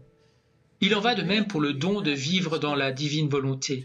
La capacité que nous avons avec ce don d'avoir un impact sur tous les siècles, avec chaque acte que nous faisons, les saints du passé ne l'avaient pas. N'ayant aucun défaut propre, ils étaient parfaitement disposés à recevoir ce don.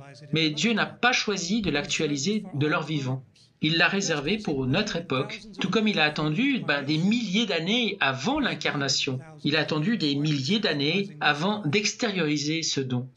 Donc, tout comme Marie a reçu en quelque sorte en mariage le Saint-Esprit pour concevoir le Fils de Dieu, nous devons recevoir aussi le Saint-Esprit, le fiat de la sanctification qui est attribué au Saint-Esprit pour concevoir le don de la vie dans la divine volonté qui engendre en nous les pleins pouvoirs de l'âme, la pleine opération du Père, du Fils et du Saint-Esprit en nous. C'est ainsi que Marie est considérée comme l'épouse du Saint-Esprit. Mais cela ne signifie pas qu'elle a le monopole de l'Esprit et que nous ne pouvons pas être épousés. Non, en ce sens, nous pouvons tous être considérés comme des épouses.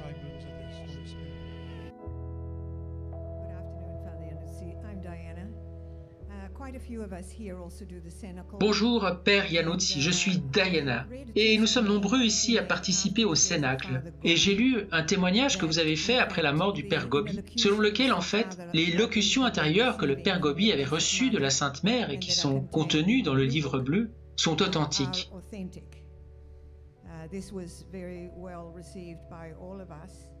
Cela a été très bien accueilli par nous tous parce qu'il est toujours bon d'obtenir une confirmation.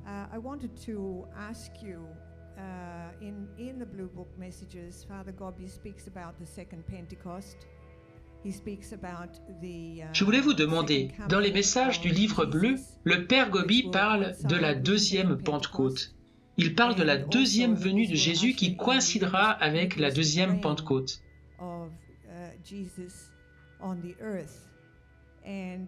Et aussi que cela inaugurera le règne eucharistique de Jésus sur la terre. Et je me prends à imaginer que lorsque ce moment viendra, la volonté de Dieu sera totalement accomplie, parce que nous vivrons tous sur cette terre dans la divine volonté, chacun faisant la volonté de Dieu. Ne serait-ce donc pas ici l'accomplissement de la divine volonté dont parle Luisa Picarretta?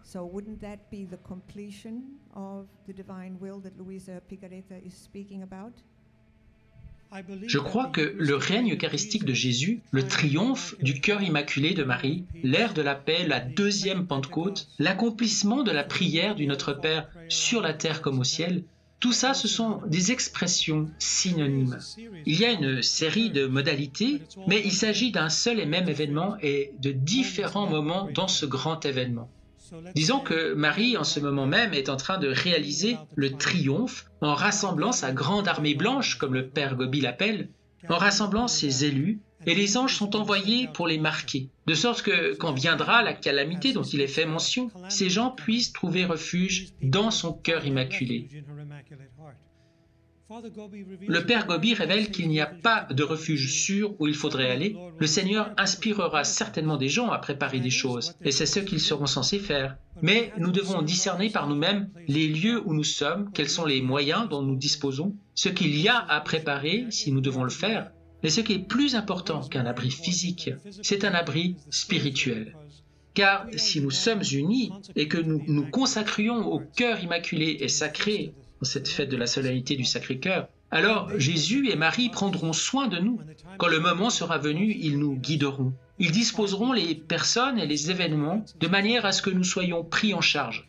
Ainsi, je crois que dès à présent, Marie prépare le triomphe de son cœur immaculé en formant cette armée blanche, petit reste pour ainsi dire, qui écrasera de son talon la tête de Satan. Et ce faisant, elle commence déjà individuellement en nous. On a évoqué le règne eucharistique et je vais vous expliquer ce que c'est maintenant. Le règne eucharistique est avant tout une réalité intérieure par laquelle nous devenons des hosties vivantes, par le fait de recevoir le don de la vie dans la divine volonté. Notons que le Père Gobi a parlé de Luisa Picarreta comme d'une authentique mystique. Ce qu'on évoque ici, c'est la Trinité qui vient habiter en nous de telle sorte que s'établisse dans nos âmes une nouvelle forme de présence qui n'a jamais été expérimentée dans les baptisés depuis la chute. À part Marie, dont on ne peut pas dire qu'elle a été baptisée sacramentellement, et Jésus qui a été baptisé dans l'eau, mais pas sacramentellement, à part eux, personne depuis la chute. Et cela s'appelle en lettres capitales la vie réelle. C'est similaire à la présence réelle définie par le Concile de Trente, qui rend compte de la présence de la deuxième personne de la Trinité dans l'Eucharistie. Quand le Concile de Trente a voulu nommer l'Eucharistie pour dire la manière dont Jésus demeure dans l'Eucharistie, avec son corps, son sang, son âme et sa divinité, ils ont inventé le terme « présence réelle ». La vie réelle est similaire. Jésus utilise ce terme en s'adressant à Luisa. Il dit que lorsque vous vivez dans la divine volonté, j'ai plusieurs pensées dans ma tête, je ne veux pas aller trop loin, mais quand vous vivez dans la divine volonté, le Père possède la volonté, le Fils, l'intellect, l'esprit, la mémoire.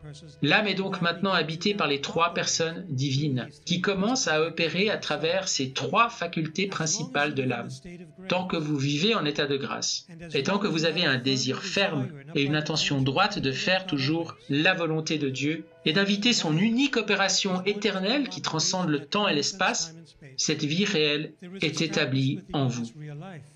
Cette vie réelle est la même présence exacte que la présence réelle dans l'Eucharistie. Ainsi, lorsque vous recevez la communion, Jésus est littéralement présent en vous avec son corps, son sang, son âme et sa divinité, n'est-ce pas? Supposons que vous puissiez perpétuer cette présence eucharistique en vous 24 heures sur 24, 7 jours sur 7. C'est ce qu'est la vie réelle. Et c'est principalement ce que signifie le règne eucharistique de Jésus en nous.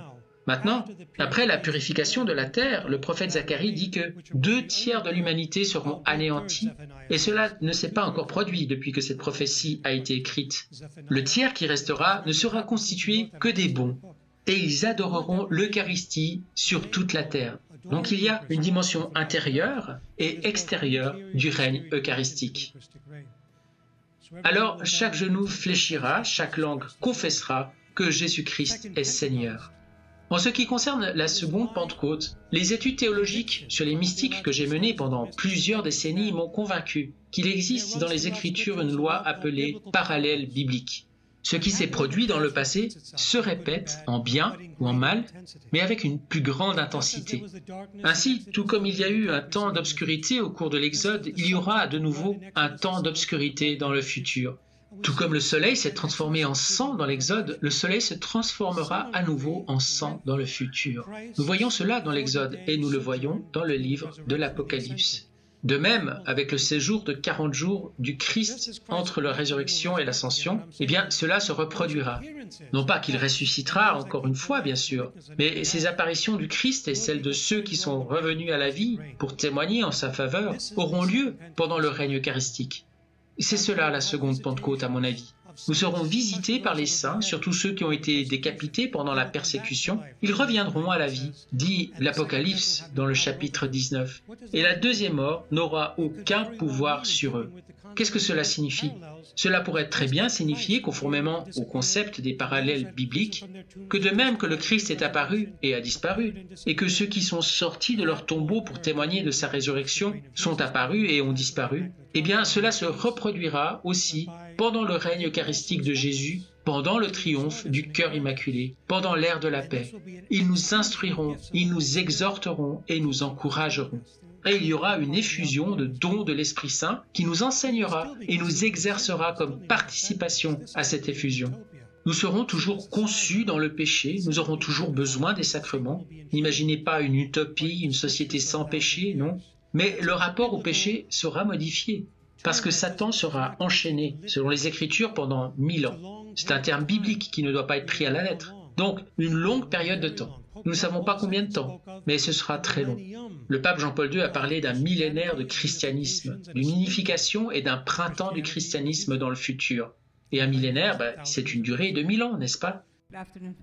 Bonjour Père Iannuzzi. Que devons-nous répondre lorsqu'on nous interroge sur les anges déchus? Nous les trouvons dans Daniel, le livre de Daniel de l'Ancien Testament, et nous les retrouvons dans l'évangile de Matthieu. Dans le livre de Daniel, on parle des anges.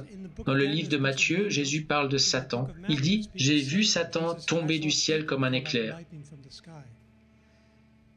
De même, la lettre aux Hébreux et Saint Pierre dans sa deuxième lettre qui dit « Quand les anges ont péché, ils ont été confinés en des lieux de ténèbres ». Et il lui donne ce terme araméen.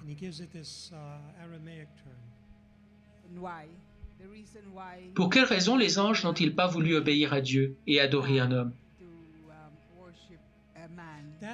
Cela vient des théologiens de l'Église naissante, y compris de certains pères de l'Église, comme je l'ai déjà dit. Mais ce n'est pas un enseignement officiel de l'Église, c'est l'enseignement des premiers pères de l'Église. Maintenant, en ce qui concerne la révélation, il y a divers degrés d'authenticité, si on peut dire. Il y a les sources primaires, les sources secondaires, les sources tertiaires, etc. Lorsque vous faites une thèse de doctorat, vous devez séparer dans la bibliographie les sources primaires, les personnes dont j'étudie les écrits, de celles qui ont commenté leurs écrits, les sources secondaires, et ainsi de suite. C'est la même chose pour la révélation, puisque les enseignements des pères de l'Église sont considérés, lorsqu'ils sont prononcés à l'unanimité comme non moins inspirés que la Sainte Écriture, nous devrions les écouter plus attentivement que les autres écrivains, comme les écrivains ecclésiastiques qui leur ont succédé, tels que Tertullien ou Origène, qui sont des écrivains ecclésiastiques et non des pères de l'Église. C'est en effet un enseignement conciliaire que les écrits des pères de l'Église, lorsqu'ils se dégagent d'eux un consensus unanime, ne sont pas moins inspirés que la Sainte Écriture elle-même. Dans le livre bleu, ce reste qu'est l'armée de Marie signifie « petit, n'est-ce pas mon Père ?» S'ensuit-il aussi que les personnes qui vivront dans la divine volonté seront petites, peu nombreuses? Absolument. Louisa a été appelée la petite fille de la divine volonté et nous serons tous des petites filles et des petits-fils dans la divine volonté, absolument. Jésus, souvenez-vous de l'épisode des deux apôtres fils du tonnerre, Jacques et Jean. Vous savez pourquoi Jacques et Jean sont appelés fils du tonnerre, n'est-ce pas? Parce que lorsque Jésus est allé prêcher en Samarie, dans les hautes terres d'Israël, certains n'ont pas voulu accepter son message. Pourquoi? Parce qu'il avait un accent galiléen, il ne venait pas du bon endroit. Ils l'ont rejeté. Alors, Jacques et Jean demandèrent au Seigneur, « Veux-tu que nous fassions descendre le feu du ciel pour les consumer ?» Et il leur rétorqua, « Vous ne savez pas ce que vous dites. » Et depuis lors, Jésus les appela « fils du tonnerre ».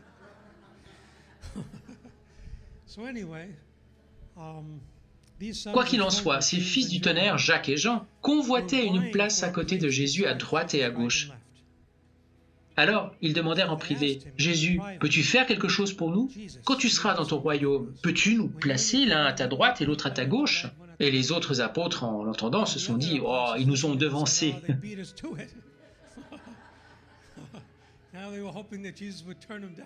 Et puis, ils ont espéré que Jésus repousserait cette demande. Et c'est ce qu'il a fait. Il leur a dit, « Vous ne savez pas ce que vous demandez. Pouvez-vous boire au même calice que moi? Ma coupe, vous la boirez. Quant à siéger à ma droite et à ma gauche, ce n'est pas à moi de l'accorder. Il y a ceux pour qui cela est préparé par mon Père. »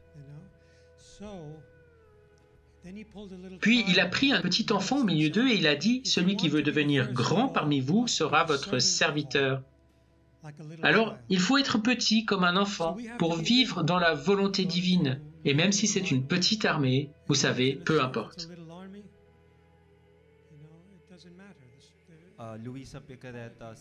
Selon les enseignements de Luisa Picarretta, le Christ serait roi et Adam serait le prince. Ma question est donc la suivante.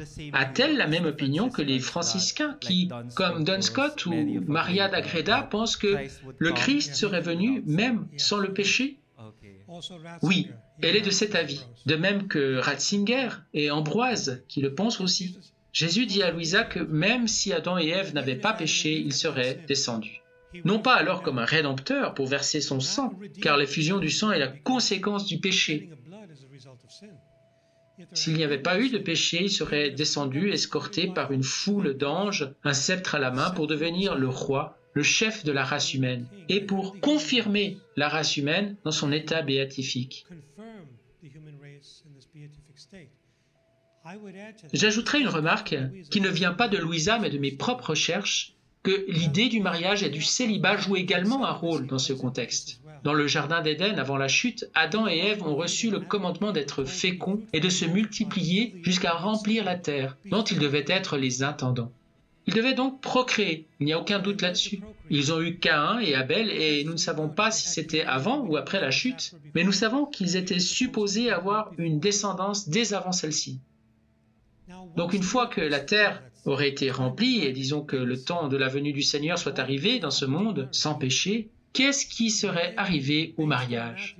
À mon avis, en me basant sur l'évangile de Matthieu au chapitre 23, je crois, lorsque les apôtres lui ont demandé, en se référant au livre de Tobie, à propos de cette femme qui a été mariée 7 fois et dont les 7 maris sont morts, qui sera son époux dans la prochaine vie, en se référant à Sarah? Et il leur répond alors que dans l'autre vie, on ne prend ni mari ni femme, on devient comme des anges. Cela ne signifie pas que le lien conjugal est rompu. Cela signifie simplement qu'il n'y a pas de cérémonie de mariage au ciel et que les liens conjugaux sont faits pour la terre, non pour le ciel. Mais alors, que se serait-il passé sur la terre durant cette période de transition s'il n'y avait pas eu le péché? Mon opinion est la suivante. Une fois la terre peuplée et remplie, une fois le test réussi par Adam et Ève, le Christ serait descendu et aurait sublimé leur corps, les faisant accéder à l'état d'un célibat perpétuel. Parce qu'il n'avait qu'un but, remplir la terre, et que cet objectif aurait été rempli. Et dès lors, ils obéiraient au but suivant. C'est pourquoi je pense que les religieux, lorsqu'ils font vœu de célibat, anticipent la prochaine vie, déjà maintenant, celle que nous allons tous embrasser dans la prochaine vie si nous arrivons au ciel, n'est-ce pas? Donc la fécondité, la génération dans l'Ancien Testament était juste selon la chair. Si une femme était stérile, elle était considérée maudite comme une paria. Ainsi Élisabeth priait pour avoir un enfant. La femme d'Abraham, Sarah, priait pour avoir un enfant. Une femme avec un problème de sang a pu toucher l'ourlet du vêtement de Jésus afin d'être guérie, pour pouvoir avoir un enfant. Ainsi, les femmes étaient prêtes à tout pour avoir un enfant. Puis, le Christ est venu et il est né d'une vierge. Il a enseigné la vertu du célibat. Avec lui, ce qui est important, ce n'est plus la génération selon la chair. Ce qui compte avant tout, c'est l'engendrement selon l'esprit, l'engendrement des âmes revenues à la vie.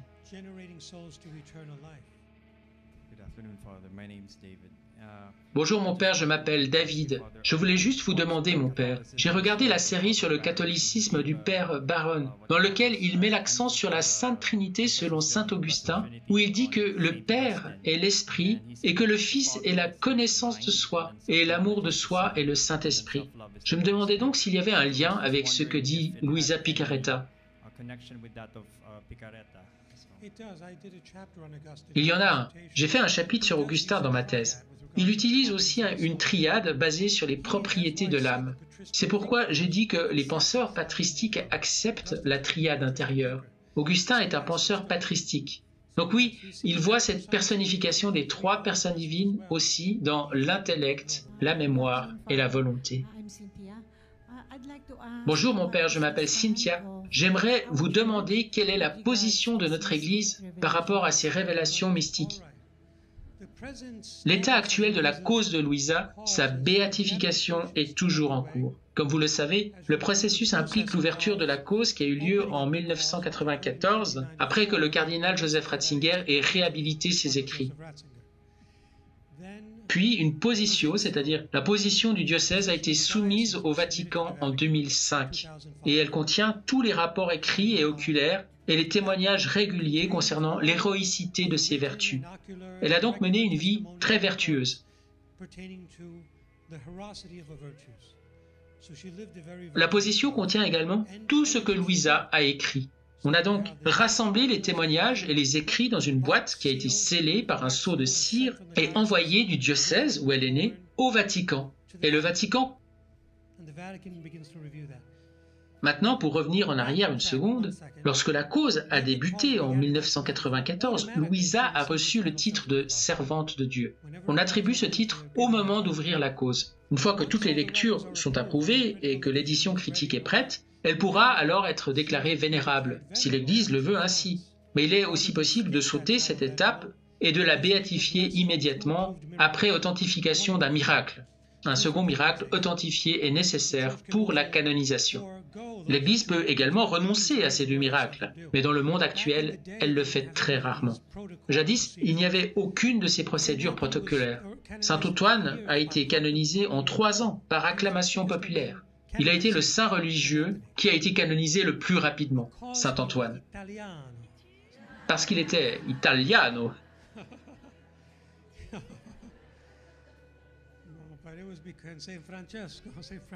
Mais c'était à cause de Saint François. Mais aujourd'hui, il faut en moyenne 15 ans à quelqu'un à partir du moment où la cause est ouverte jusqu'à ce qu'elle soit béatifiée. Savez-vous combien de miracles sont rapportés à Rome chaque mois pour la cause d'un saint, à la congrégation pour la cause des saints? 40. 40 miracles par mois.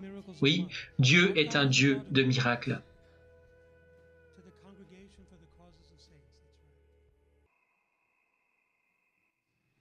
Je veux vous parler de la différence entre les saints qui ont vécu dans la divine volonté, comme c'était le cas de Louisa, et les saints avant que ce don ne soit actualisé, et qui faisaient parfaitement la divine volonté. Jésus fait une distinction entre vivre dans la divine volonté et faire la divine volonté. Il dit à Louisa que les saints, avant que ce don ne soit actualisé, étaient parfaitement disposés à le recevoir, mais le don n'avait pas encore été donné. Sans aucun défaut de leur part, comme Jean le Baptiste avec l'Eucharistie. C'est faire parfaitement la divine volonté. Vivre la divine volonté est le fruit du don actualisé que nous abordons ici en ce jour de réflexion. Et je vais utiliser 2 docteurs mystiques qui ont précédé Louisa, qui n'avaient pas ce don. Puis Louisa et Annibale qui ont reçu ce don. Nous allons comparer Jean de la Croix et Annibale di Francia, Thérèse d'Avila et Luisa Picaretta. Je vais citer l'œuvre de Sainte Thérèse qui a écrit 2 ou 3 très beaux livres. Chemin de la perfection, les demeures intérieures et puis ses mémoires. Et elle a notamment écrit ce qui suit tiré du Chemin de la perfection, livre 1er, 3e, article 30. Avant de le citer, voici ce que vous allez entendre de sa part. Au ciel, tout le monde aime Dieu continuellement. Il n'y a pas d'interruption. Sur terre, on ne peut pas l'aimer de cette façon dans le mariage spirituel. C'est similaire, mais pas aussi continu qu'au ciel. Elle écrit « Au ciel, tout le monde l'aime, et le seul souci de l'âme est de l'aimer. Et c'est ainsi que nous devrions l'aimer sur terre, même si nous ne pouvons pas le faire avec la même perfection et la même continuité. » Or, Thérèse d'Avila est un docteur mystique, et elle a reçu le mariage spirituel. le summum de ce qui lui était accessible de son vivant. Saint Jean de la Croix confirme l'expérience de Thérèse. Voici ce qu'il écrit dans la vive flamme d'amour, strophe 1, articles 14 et 15. Une âme a beau atteindre un état de perfection aussi élevé dans cette vie mortelle que dans le mariage spirituel, elle n'atteint pas, ni ne peut atteindre, l'état de gloire parfait de l'autre vie. C'est donc clair, dans le mariage spirituel, selon les mots de Thérèse et de Jean de la Croix, ce n'est pas le même état intérieur que celui dont jouissent les bienheureux au ciel. Dans un autre ouvrage de Jean, dans le Cantique spirituel, strophe 39, articles 3 et 4, il dit « Dans la transformation de l'âme en cette vie, dans le mariage spirituel, la même spiration divine passe de Dieu à l'âme et de l'âme à Dieu, bien que ce ne soit pas avec la clarté et l'évidence réservée à l'autre vie. Le mariage spirituel n'est pas identique à l'état des bienheureux dans le ciel. Il en est proche, mais il n'a pas la même continuité ni la même perfection.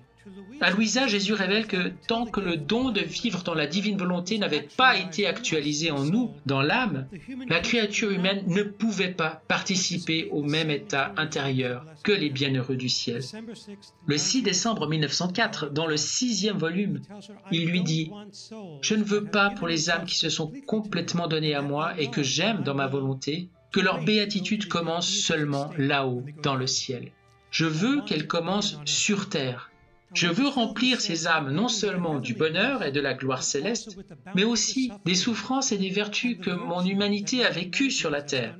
C'est pourquoi je les dépouille non seulement des goûts matériels, mais aussi des goûts spirituels, afin de les remplir de mes biens, de leur donner le commencement véritable de la béatitude. »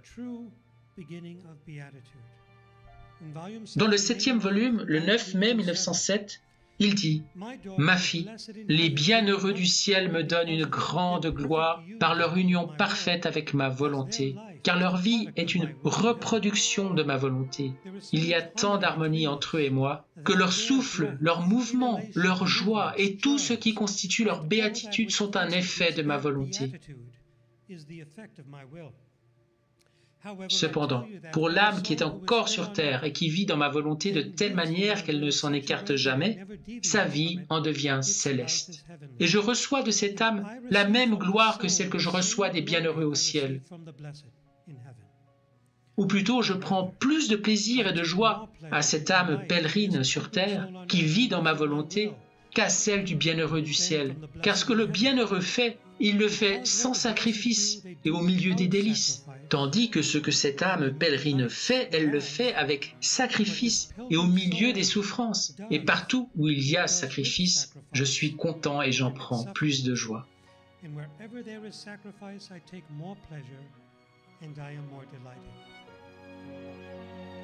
18 mai 1915, volume 11. Sache que je place les âmes qui vivent complètement dans ma volonté sur la terre dans la même condition que les bienheureux dans le ciel. Ainsi, Saint Jean de la Croix et Sainte Thérèse d'Avila représentent le summum de la sainteté avant que ce don ne soit fait. Et c'est pourquoi ils sont les docteurs mystiques de l'Église. Louisa et Annibal, qui ont reçu tous les deux le don de la divine volonté, représentent le sommet de la sainteté de ceux qui ont vécu comme Jean de la Croix et Thérèse d'Avila, mais avec ce don. C'est le même état intérieur que celui des bienheureux dans le ciel. Qu'est-ce que cela signifie? J'ai déjà mentionné la différence entre la prière des rondes comme Daniel et le psalmiste et celle de Louisa. Être confiné dans le temps par opposition à transcender le temps et l'espace. Supposons que je me rende dans un cimetière et qu'il s'y trouve un grand nombre de tombes, disons 16 000. Si je veux prier pour chaque défunt personnellement, comment devrais-je m'y prendre? Il faudrait que je marche vers une tombe, que je lise le nom et que je prie pour cette personne en particulier. Puis j'irai au monument suivant pour y lire le nom, prier, etc. Je ne saurais pas pour qui prier à moins de m'arrêter devant chaque pierre tombale et de voir qui c'est. C'est ainsi que les saints ont prié avant que ce don ne soit fait, de manière linéaire pour ainsi dire, avec une succession de temps et d'actes. Dans notre corps, après que ce don nous a été donné, nous faisons encore notre succession d'actes. Mais c'est comme si, au lieu de marcher d'un monument à l'autre, je suis pris dans un avion et que je vois tous les monuments d'un seul coup d'œil aérien. Et si j'ai une vue d'ensemble, je pourrais voir d'en haut leur nom et tout le reste. C'est ainsi que Dieu voit toutes les générations humaines. Et c'est ainsi que Jésus nous a tous vus dans le jardin de Gethsémani. C'est ainsi que Marie nous a vus lors de son immaculée conception. Dans le ventre d'Anne, elle nous a tous vus, dit-elle. Dieu lui a donné cette vision. Et même si nous ne possédons pas la vision de Jésus et Marie, nous avons la capacité d'avoir un impact sur toutes les créatures à la fois, comme si nous avions cette vue aérienne, en priant pour toutes les générations, de la première à la dernière. Et pas seulement pour toutes les générations humaines. Jésus dit à Louisa que nous participons à l'acte de Dieu créant l'univers. Comment est-ce possible? Et comment est-il possible pour moi d'avoir un impact sur quelqu'un dont le jugement particulier a déjà été rendu? Quelqu'un mort il y a 3000 ans. Voici comment. Si Dieu peut tout voir d'un coup d'œil, toutes les générations humaines à la fois, rien ne l'empêche d'appliquer les prières de quelqu'un qui vit aujourd'hui dans la divine volonté à quelqu'un qui a été conçu il y a 3000 ans. Il peut appliquer nos prières à quelqu'un avant même notre naissance. Avec Dieu, il n'y a pas de temps. Et il peut appliquer nos prières d'aujourd'hui à quelqu'un qui n'a même pas été conçu. Et il peut appliquer les prières de quelqu'un qui n'a même pas été conçu à nous en ce moment même. C'est ce que l'on appelle l'éternité de Dieu. Et c'est la différence entre prier dans le temps et l'espace et au-delà. La différence est infinie. Vous ne pouvez pas comparer. C'est pourquoi il dit à Louisa qu'un acte d'Adam dans la divine volonté avant le péché était plus grand que tous les actes, prières et sacrifices des saints réunis. Il lui dit que Marie est plus grande que tous les anges et les saints réunis. Une seule femme est plus grande que tous les anges et tous les saints réunis. Ce n'est pas peu de choses. Marie est la plus élevée de toutes les créatures. Plus élevée que Joseph, plus élevée qu'Adam, plus élevée que Louisa. Elle est la mère. Et Jésus dit à Louisa, personne ne peut surpasser ou atteindre la sainteté de Marie. Aucune créature. Un autre exemple serait, supposons que je veuille prêcher l'évangile à toutes les nations, comme saint Paul. Et qu'ai-je à ma disposition? Pas de mégaphone, pas d'internet. Je dois donc aller d'un endroit à l'autre, inviter les gens à se rassembler et essayer de leur transmettre le message. Maintenant, supposons que j'ai la technologie nécessaire pour communiquer par le biais de systèmes de communication intergalactiques à distance avec toutes les créatures présentes dans les milliards de galaxies qui peuplent notre univers en expansion continue. Supposons que je dise un mot et que tout le monde puisse partout l'entendre. C'est un pâle exemple de ce que c'est que de faire un acte dans la divine volonté, qui est comme prêcher à toute la galaxie, au cosmos entier, par opposition à prendre un bateau et prêcher d'un endroit à l'autre. Nous ne pouvons pas faire cela, c'est Dieu qui le fait en nous. Parce que lorsque nous demandons à Dieu de nous plonger dans sa divine volonté, il fait tout. Si Dieu ne nous faisait pas ce don, notre prière serait impuissante à réaliser de telles choses. C'est un don. Et donc, ce n'est pas une vertu. La vertu est quelque chose qui s'exerce. Plus vous tentez de faire quelque chose, plus vous êtes proche de l'atteindre jusqu'à ce que vous y arriviez enfin, comme un athlète. La vie dans la divine volonté est un pur don. Nous ne le méritons pas. Et nous avons été choisis pour cette époque. Et il y aura aussi une persécution avec ça. Donc, on subit un peu tout ça. Mais ce qui est beau, c'est qu'avec Dieu, nous n'avons rien à craindre. Comme le dit Saint Jean, l'amour chasse la crainte. À propos, un jour, un artiste a rencontré le pape Léon XIII, c'est une histoire vraie, et il lui a présenté un portrait de lui, du pape Léon XIII, qui ne lui ressemblait pas du tout. L'artiste a demandé au pape de le signer, et voilà ce qu'il a écrit en latin sous le portrait. « Nolite timere ego sum » « N'ayez pas peur, c'est moi ».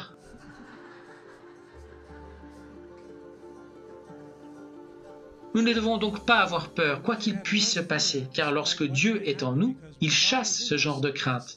Il doit y avoir un respect sacré. En ce sens, la crainte est un don du Saint-Esprit.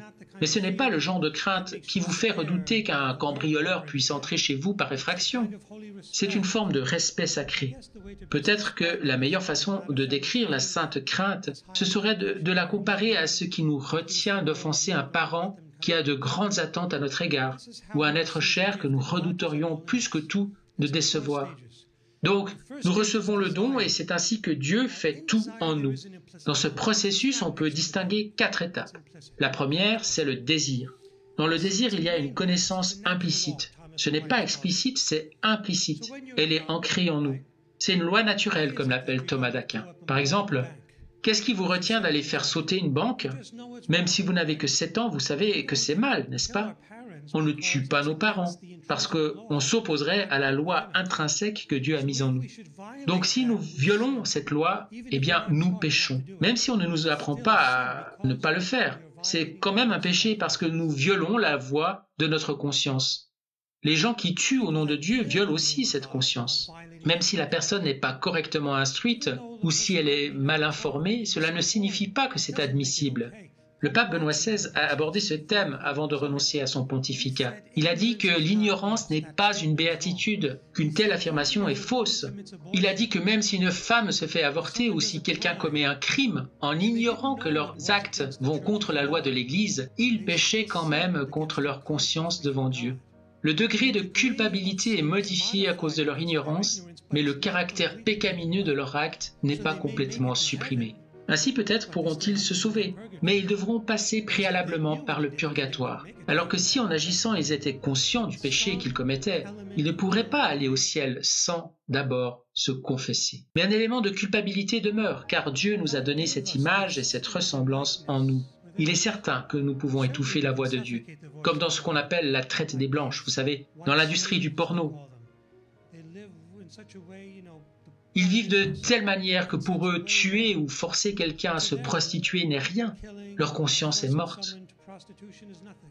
Est-ce que cela signifie que puisqu'ils vivent dans l'ignorance, tous leurs actes ne sont pas moralement coupables?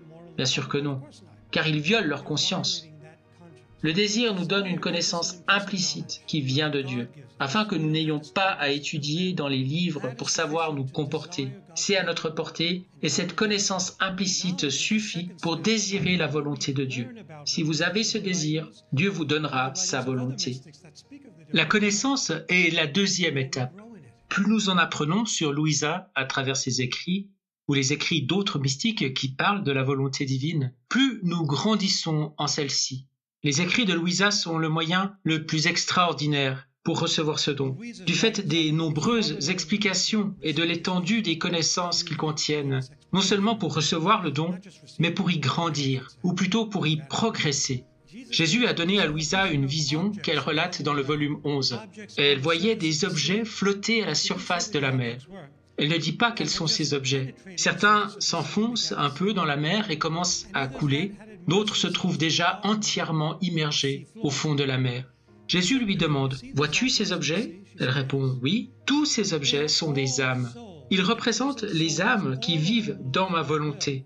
Certaines imparfaitement, d'autres plus parfaitement, et d'autres encore immergées complètement en moi, et qui finissent par entrer dans le centre de ma volonté. » Ainsi donc, avec le désir, nous pouvons entrer déjà dans la volonté divine, mais nous restons comme à la surface. Nous vivons déjà dans la volonté divine, mais de manière imparfaite. Avec la connaissance des écrits de Louisa, nous pénétrons plus profondément dans les eaux, nous progressons. Et comme je l'ai déjà mentionné, Louisa a reçu ce don à l'âge de 24 ans, mais elle n'est pas entrée dans son centre avant l'âge de 35 ans. Entrer dans la volonté divine est la chose la plus importante. Mais bien sûr, si vous progressez, c'est encore plus grand. Jésus dit à Louisa, un seul degré d'avancement est d'une grandeur incompréhensible pour nous, qu'il donne de la joie au ciel et à toute la création pour l'éternité entière. Oui, telle est l'importance d'un degré d'avancement dans la divine volonté. Il redouble la création de toutes les créatures. La troisième étape est la vertu. Donc après avoir désiré la volonté divine, y être admis, nous grandissons dans sa connaissance afin de progresser en elle. Et ensuite, nous exerçons la vertu de manière à nous y ancrer. Nous pouvons entrer dans la volonté divine et ne faire que des va-et-vient, entrer, sortir et recommencer. C'est ce que Louisa a fait pendant plusieurs années, jusqu'à ce qu'elle comprenne ce que c'est vraiment et l'embrasse entièrement, sans jamais plus y faire obstacle. C'était à l'âge de 24 ans. Mais de 16 à 24 ans, elle entrait et elle sortait et en tirait des leçons. Pour y entrer et ne jamais en sortir, il faut la vertu, qui rend cela possible. L'exercice de la vertu doit être pratiqué. Et Jésus insiste pour que Louisa répète ses actes, des actes divins, qu'elle fasse ses rondes tous les jours, encore et encore, qu'elle exprime son amour de différentes manières à Dieu, dans et à travers la création, pour les âmes du purgatoire, pour les âmes à l'agonie, et en rendant grâce à Dieu pour les anges et toutes choses. Plus nous exerçons les vertus, plus nous établissons en nous un temple. Nous sommes des créatures d'habitude, et plus nous sommes fidèles à cette manière de prier, à cette manière d'œuvrer, moins nous risquons de sortir de ce don de la divine volonté. Ce qui nous fait sortir de la volonté divine, c'est le péché délibéré. Si nous commettons un péché mortel, nous devons nous confesser, recevoir le sacrement de la réconciliation pour recouvrer la grâce de Dieu, et ensuite invoquer à nouveau la divine volonté afin de la recevoir de nouveau. Et nous pouvons la recevoir immédiatement. Nous n'avons pas besoin d'être un saint pour cela, mais pour y rester, nous devons exercer les vertus. Et l'étape finale, c'est la vie. Une fois que nous avons exercé les vertus, que nous sommes ancrés dans la volonté divine, alors celle-ci s'actualise en nous dans toute sa capacité. Il y a donc une gradation d'une étape à l'autre. Dès la première étape, nous participons déjà à l'unique opération éternelle de Dieu. Et quand nous arrivons à la 4e étape, nous vivons dans cette opération, ce qui implique une continuité, de ne jamais quitter. Mais même au début, au stade du désir, nous participons déjà à cette opération éternelle qui a un impact simultané sur toute la création, dans le passé, le présent et le futur. Nous pouvons donc résumer ces 4 étapes comme suit. Le désir nous admet au don, la connaissance nous fait avancer, la vertu nous y ancre et la vie l'actualise. 4A, admettre, avancer, ancrer et actualiser. Le désir, la connaissance, la vertu et la vie. Le don de la vie dans la divine volonté apporte avec lui toute une série de grâces. J'en énumère 33 dans ma thèse. Jésus parle d'une chaîne de grâces inouïes, des grâces étonnantes, des grâces inconnues auparavant, des grâces d'une efficacité presque continuelle, des merveilles inouïes, des prodiges inouïs, une importance inouïe. Maintenant, cette longue chaîne de grâces qui nous dispose pour le don de la divine volonté nous accompagne tout au long de la vie. Tout ceci provient des volumes 11 au 6 septembre 1913, le volume 12, 13 février 1919, volume 17, 10 mai 1925. La volonté divine confère à l'âme une croissance continue, volume 5, 25 octobre 1903, par laquelle les actes de l'être fini de l'homme, nos actes humains, sont absorbés, élevés et transformés par l'opération éternelle de Dieu. Cette absorption est mentionnée dans le volume 29 au 30 juin 1931. Élevé et transformé par l'opération éternelle de Dieu est tiré du volume 12, 18 janvier 1919. Il lui donne de grandes grâces, comme il est dit dans le volume 2, le 12 août 1899. Adam a été le premier soleil humain investi de notre volonté. Jésus utilise beaucoup le terme de soleil, car dans le ciel, il y a une lumière incréée qui fait partie de l'être de Dieu, qui est Dieu. Quand nous proclamons notre foi avec le credo de Nicée, nous disons « lumière née de la lumière, vrai Dieu né du vrai Dieu ». Pensez à cela. Dieu est une lumière incréée, une lumière inaccessible. Il nous donne donc les reflets de sa lumière. Il dit ceci. Adam a été le premier soleil humain revêtu de notre volonté. Il dit à Louisa qu'en Éden, avant le péché originel, Adam était vêtu d'un vêtement de lumière et que lorsqu'il a péché, cette lumière s'est retirée en lui et il s'est retrouvé exposé. Grégoire de Nice, le frère de saint Basile au IVe siècle, dit la même chose. Après le péché, cette lumière est entrée en lui. Et Jésus dit à Louisa qu'à 2 occasions, il a laissé jaillir cette lumière, mais que pendant tout le reste de son existence terrestre, il s'est retenu de la montrer. Cette lumière s'est montrée à la naissance de notre Seigneur, pendant laquelle la crèche s'est illuminée, et à la transfiguration. Voilà à quoi ressemblait Adam avant le péché. Il était comme Jésus à la transfiguration. lui qui rayonnait littéralement comme un vase d'albâtre avec une lumière à l'intérieur, la divinité se répandant en dehors de son humanité. Si vous étudiez l'iconographie de l'Orient, celle des Russes en particulier, avec un maître en iconographie, vous verrez dans les icônes la lumière jaillir des oreilles, des yeux, des narines, des bouches. Des orifices sort la lumière, car les saints contiennent la divinité en eux.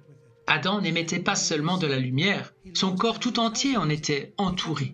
En ayant péché, il a perdu cela. Et Louisa apprend qu'il s'est senti gêné parce que les animaux ont vu qu'il était le seul là, sans lumière, et il a eu honte et a dû se recouvrir. Ainsi, le premier sacrifice jamais fait dans l'histoire de l'humanité a probablement été fait par Dieu lui-même, qui a revêtu Adam et Ève de peau d'animaux. En tout cas, il dit ceci à Louisa. Adam a été le premier soleil humain revêtu de notre volonté, et ses actes étaient plus grands que les rayons du soleil. En effet, ils se sont étendus et ont pris de l'ampleur dans le but d'investir toute la famille humaine, de sorte que l'on pouvait voir la multitude dans l'unique, comme en vibration dans ses rayons, et tous les actes de cette multitude concentrés au centre du premier soleil humain. Et tous allaient recevoir le pouvoir de former leur propre soleil, sans s'affranchir du lien avec le premier soleil. Quelle beauté que la création de l'homme! Oh, comme il surpassait l'univers entier.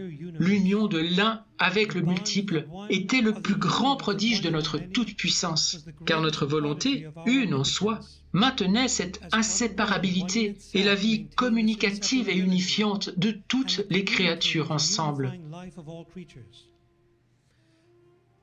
Combien l'amour incréé a été infusé dans l'homme créé, et notre volonté, qui est l'unique opération en nous, devait être l'unique opérateur en l'homme, dans le but d'établir en lui l'unité de toutes choses et le lien d'inséparabilité de toutes les créatures et de chacune en particulier. Il nous dit ici qu'Adam était l'agent émulsifiant dans le cosmos. Il maintenait tout en harmonie et en ordre. Et lorsqu'il a péché, les choses sont entrées dans un état d'anarchie, de chaos et de désordre. Adam liait toutes choses ensemble, et ce par ses actes. C'est ce que font nos actes dans la divine volonté. Ils aident à rétablir les relations entre les créatures, l'harmonie et l'unité. Dans son épître aux Romains, au chapitre 8, Paul dit que toute la création gémit avec des désirs ardents, attendant d'être elle-même libérée de l'esclavage de la corruption, dans l'attente de la révélation des fils de Dieu. Parce que les fils de Dieu libéreront la création de son esclavage de la corruption. Je suis convaincu que Paul faisait allusion à nous dans ce passage. À mon avis, les fils de Dieu, ce sont surtout ceux qui vivront dans la divine volonté. Ils libéreront la création de son esclavage de la corruption. En faisant nos rondes à travers la création, nous aidons à rétablir les relations perdues d'harmonie dans l'univers que le péché originel avait rompu. Car avec le péché originel, les chardons ont poussé et les animaux sont devenus sauvages. Ce fut la première catastrophe naturelle. Le livre de la Genèse raconte cela. Dès qu'Adam a péché, la bête est devenue sauvage et les chardons ont poussé. Et l'homme a dû travailler à la sueur de son front, la femme connaître les douleurs de l'enfantement, et ainsi de suite. Et puis, il y a eu les impôts. Waouh, Adam n'avait pas vu venir ceci. Relation de cause à effet du péché à la catastrophe naturelle. Le péché originel a été la première catastrophe naturelle de l'histoire de l'humanité. C'est pourquoi plus nous péchons, plus la nature s'oppose à nous, comme je l'ai déjà dit. C'est assez évident. Et plus nous nous tournerons vers Dieu, vous verrez, plus la nature va reprendre sa place et établir des relations d'harmonie et d'ordre avec l'univers et avec nous. Il nous incombe de faire des actes divins comme Jésus les faisait, par notre désir, notre apprentissage, par notre connaissance et notre exercice des vertus, pour finir par vivre continuellement dans la divine volonté. Jésus dit aussi à Louisa, et je vais conclure par cela, il lui parle d'un sacerdoce dans le royaume de la divine volonté. Il dit à Louisa le 18 janvier 1928 au volume 23, « Je formais l'Église naissante et le nouveau sacerdoce qui ne se détache ni des saintes Écritures ni de l'Évangile. On les étudiait attentivement pour instruire le peuple. Et l'on peut dire que quiconque ne veut pas puiser à cette source bienfaisante ne m'appartient pas, car elle est le fondement de mon Église et la vie même qui forme le peuple.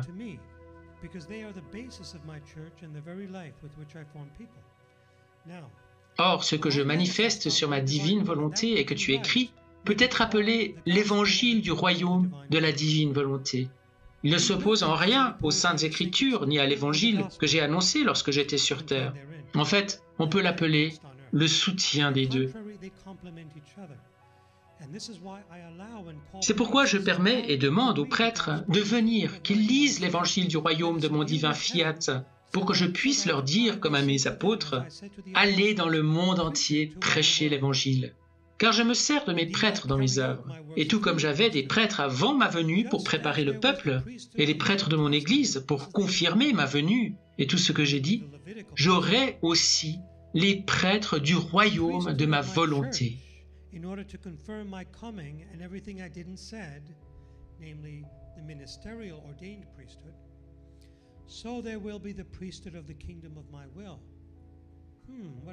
Qu'est-ce que c'est que ça? Ma fille, il est très nécessaire de former les premiers prêtres. Ils me seront utiles, comme l'ont été mes apôtres pour former mon Église. Et ceux qui s'emploieront à publier ces écrits pour les faire connaître seront les nouveaux évangélistes du royaume de ma suprême volonté.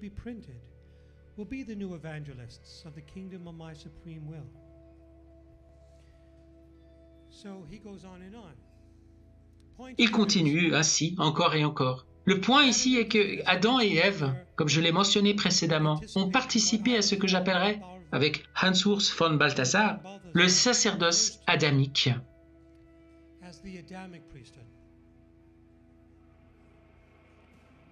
Le sacerdoce adamique était le sacerdoce originel et prévu au départ, le sacerdoce d'Adam. C'est ce que le Concile Vatican II appelle, à mon avis, le sacerdoce commun. Le Concile Vatican II a créé un terme pour le sacerdoce des laïcs. Il l'a appelé le sacerdoce commun. En fait, le Concile Vatican II dit « Tous les baptisés participent au sacerdoce commun du Christ par lequel ils exercent l'office du Christ de prêtre, prophète et roi dans la réception des sacrements, la prière et l'action de grâce, le témoignage d'une vie sainte, leur renoncement et leur charité effective. Ceci concerne tous les laïcs, mais il y a aussi le sacerdoce ministériel réservé aux hommes, pardon mesdames, qui offre le corps et le sang consacrés, qui absout du péché, ce que le sacerdoce commun ne peut pas faire. Et la raison en est que dans le chapitre 2, verset 16 de la Genèse, Adam a péché, et son péché a infecté la race humaine avec le péché originel. Même si Ève a péché la première, Adam était le chef de la race humaine. Et quand la tête a été infectée, le corps entier a été infecté. Ainsi, puisque le péché est venu dans le monde par l'homme, il doit être expié par l'homme. C'est pourquoi Jésus a pris sur lui une nature humaine masculine. Il était le nouvel Adam.